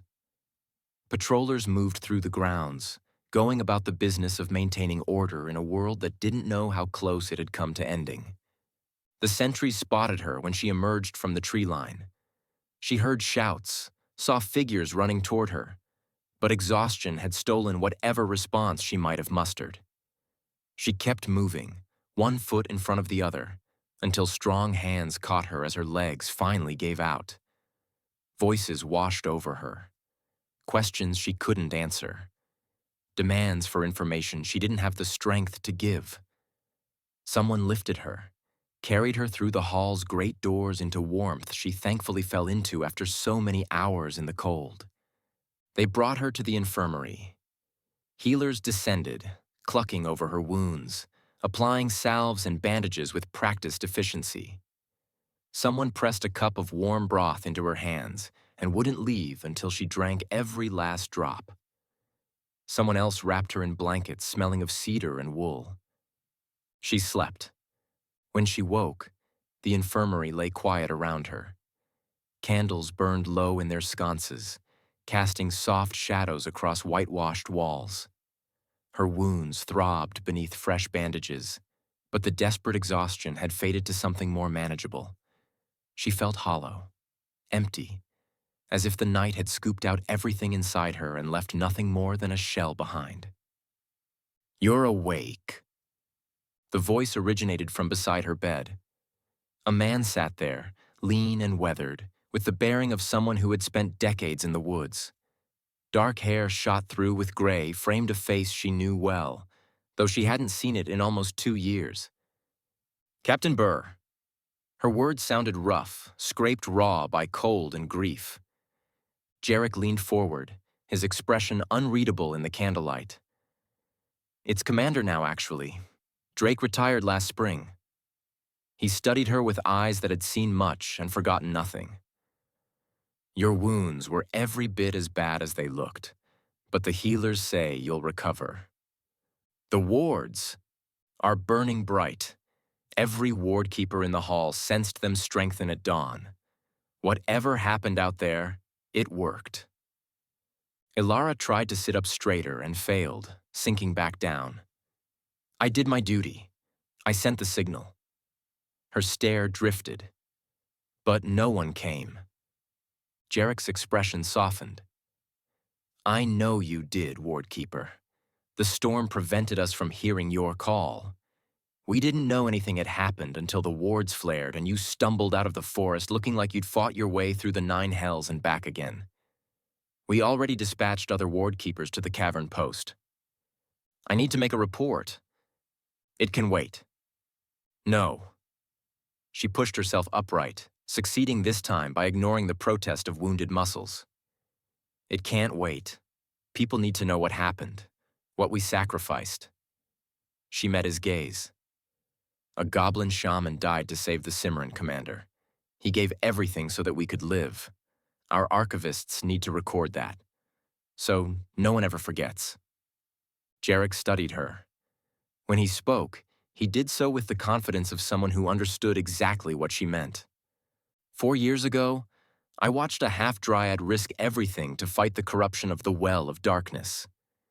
I witnessed an Eslar sorcerer put aside his own suffering to help us, even though he could have walked away.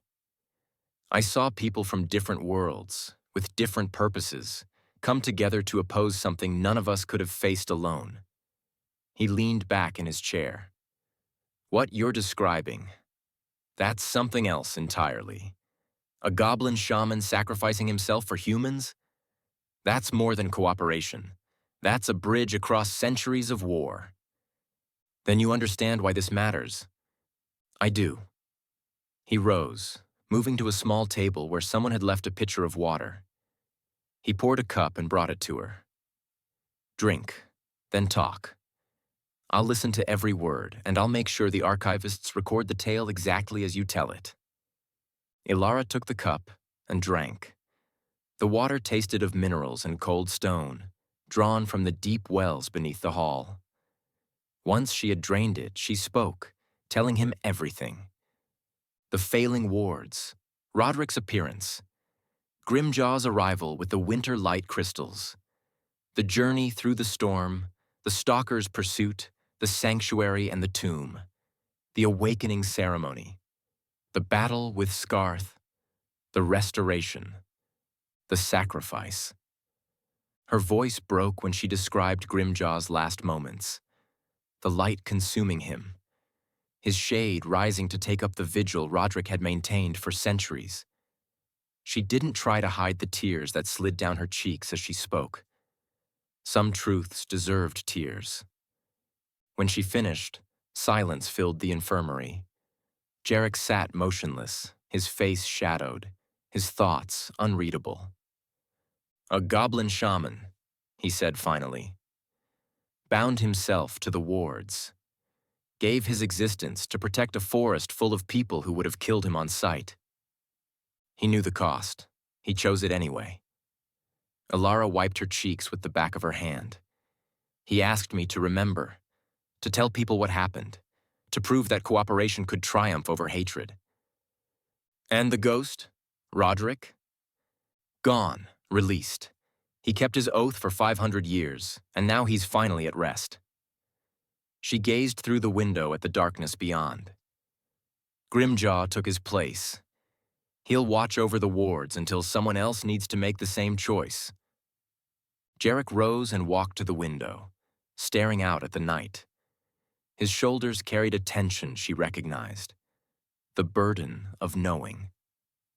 When I returned to the hall 4 years ago, he said quietly, I thought I understood what being a patroller meant. Protect the frontier, guard the innocent, fight the enemies of the realm. He turned to face her. Then I watched a dryad and a sorcerer and a knight from Kalendor stand together against something that should have destroyed us all. I learned that the lines we draw between friend and enemy aren't always where we think they are. What happened tonight proves it, Elara said. Grimjaw wasn't our enemy. He's the sole reason the wards still stand. Not the sole reason, but I know what you mean. Jarek returned to his chair, sinking heavily into it. The question is what we do with that knowledge. The Hall Elders have spent generations teaching patrollers that goblins are the enemy. That cooperation is a weakness, that the only good goblin is a dead one. Then the Elders are wrong. The words hung heavy in the air between them. Jarek held her stare for a long moment, then nodded slowly. Yes, we've all been wrong. He straightened, and she saw the commander replacing the man lost to memory. Rest assured, Wardkeeper. Scribes will record your report in full. I'll see that copies reach the other halls and anyone else who needs to know what really happened on Yuletide Eve. Will they believe it? Some will, some won't. A ghost of a smile crossed his features. But the wards are burning brighter than they have in years. The corruption has retreated. Something saved us, and the evidence is there for anyone willing to see it. He stood, preparing to leave. Rest now. Others will have questions, debates about what this means and what to do about it. But tonight, rest. You've earned it. He paused at the door, staring back at her. Elara, what you did out there, What you and the shaman accomplished together matters. Maybe not everyone will understand. Maybe it takes another generation, another crisis before the lesson sinks in. But it matters. His voice softened. Grimjaw chose well when he trusted you. Then he exited the room, leaving Elara alone with the candlelight and the silence and the knowledge that everything had changed. Lying back, she stared at the ceiling. Outside, snow fell again, clean and white. In the cavern of the well, 11 winter light crystals pulsed in harmony with 4 druid wards, their combined magic holding back a darkness that had damn near consumed everything. And at the center of it all, a goblin shaman's shade kept vigil, bound by choice to a duty that spanned centuries. Remember what happened here. Elara closed her eyes. She would remember. She would make sure everyone remembered. And maybe someday, the sacrifice Grimjaw had made would mean something more than a single night's survival. Maybe it would become the foundation for something new, something better, something that proved cooperation could triumph over hatred after all. That was Grimjaw's hope, and now it was hers. You've reached the end of this adventure. If you enjoyed this story, please give it a like and subscribe to my channel to get a notification when each new story is available. You can view all my books and get the latest news by visiting scottmarlowe.com.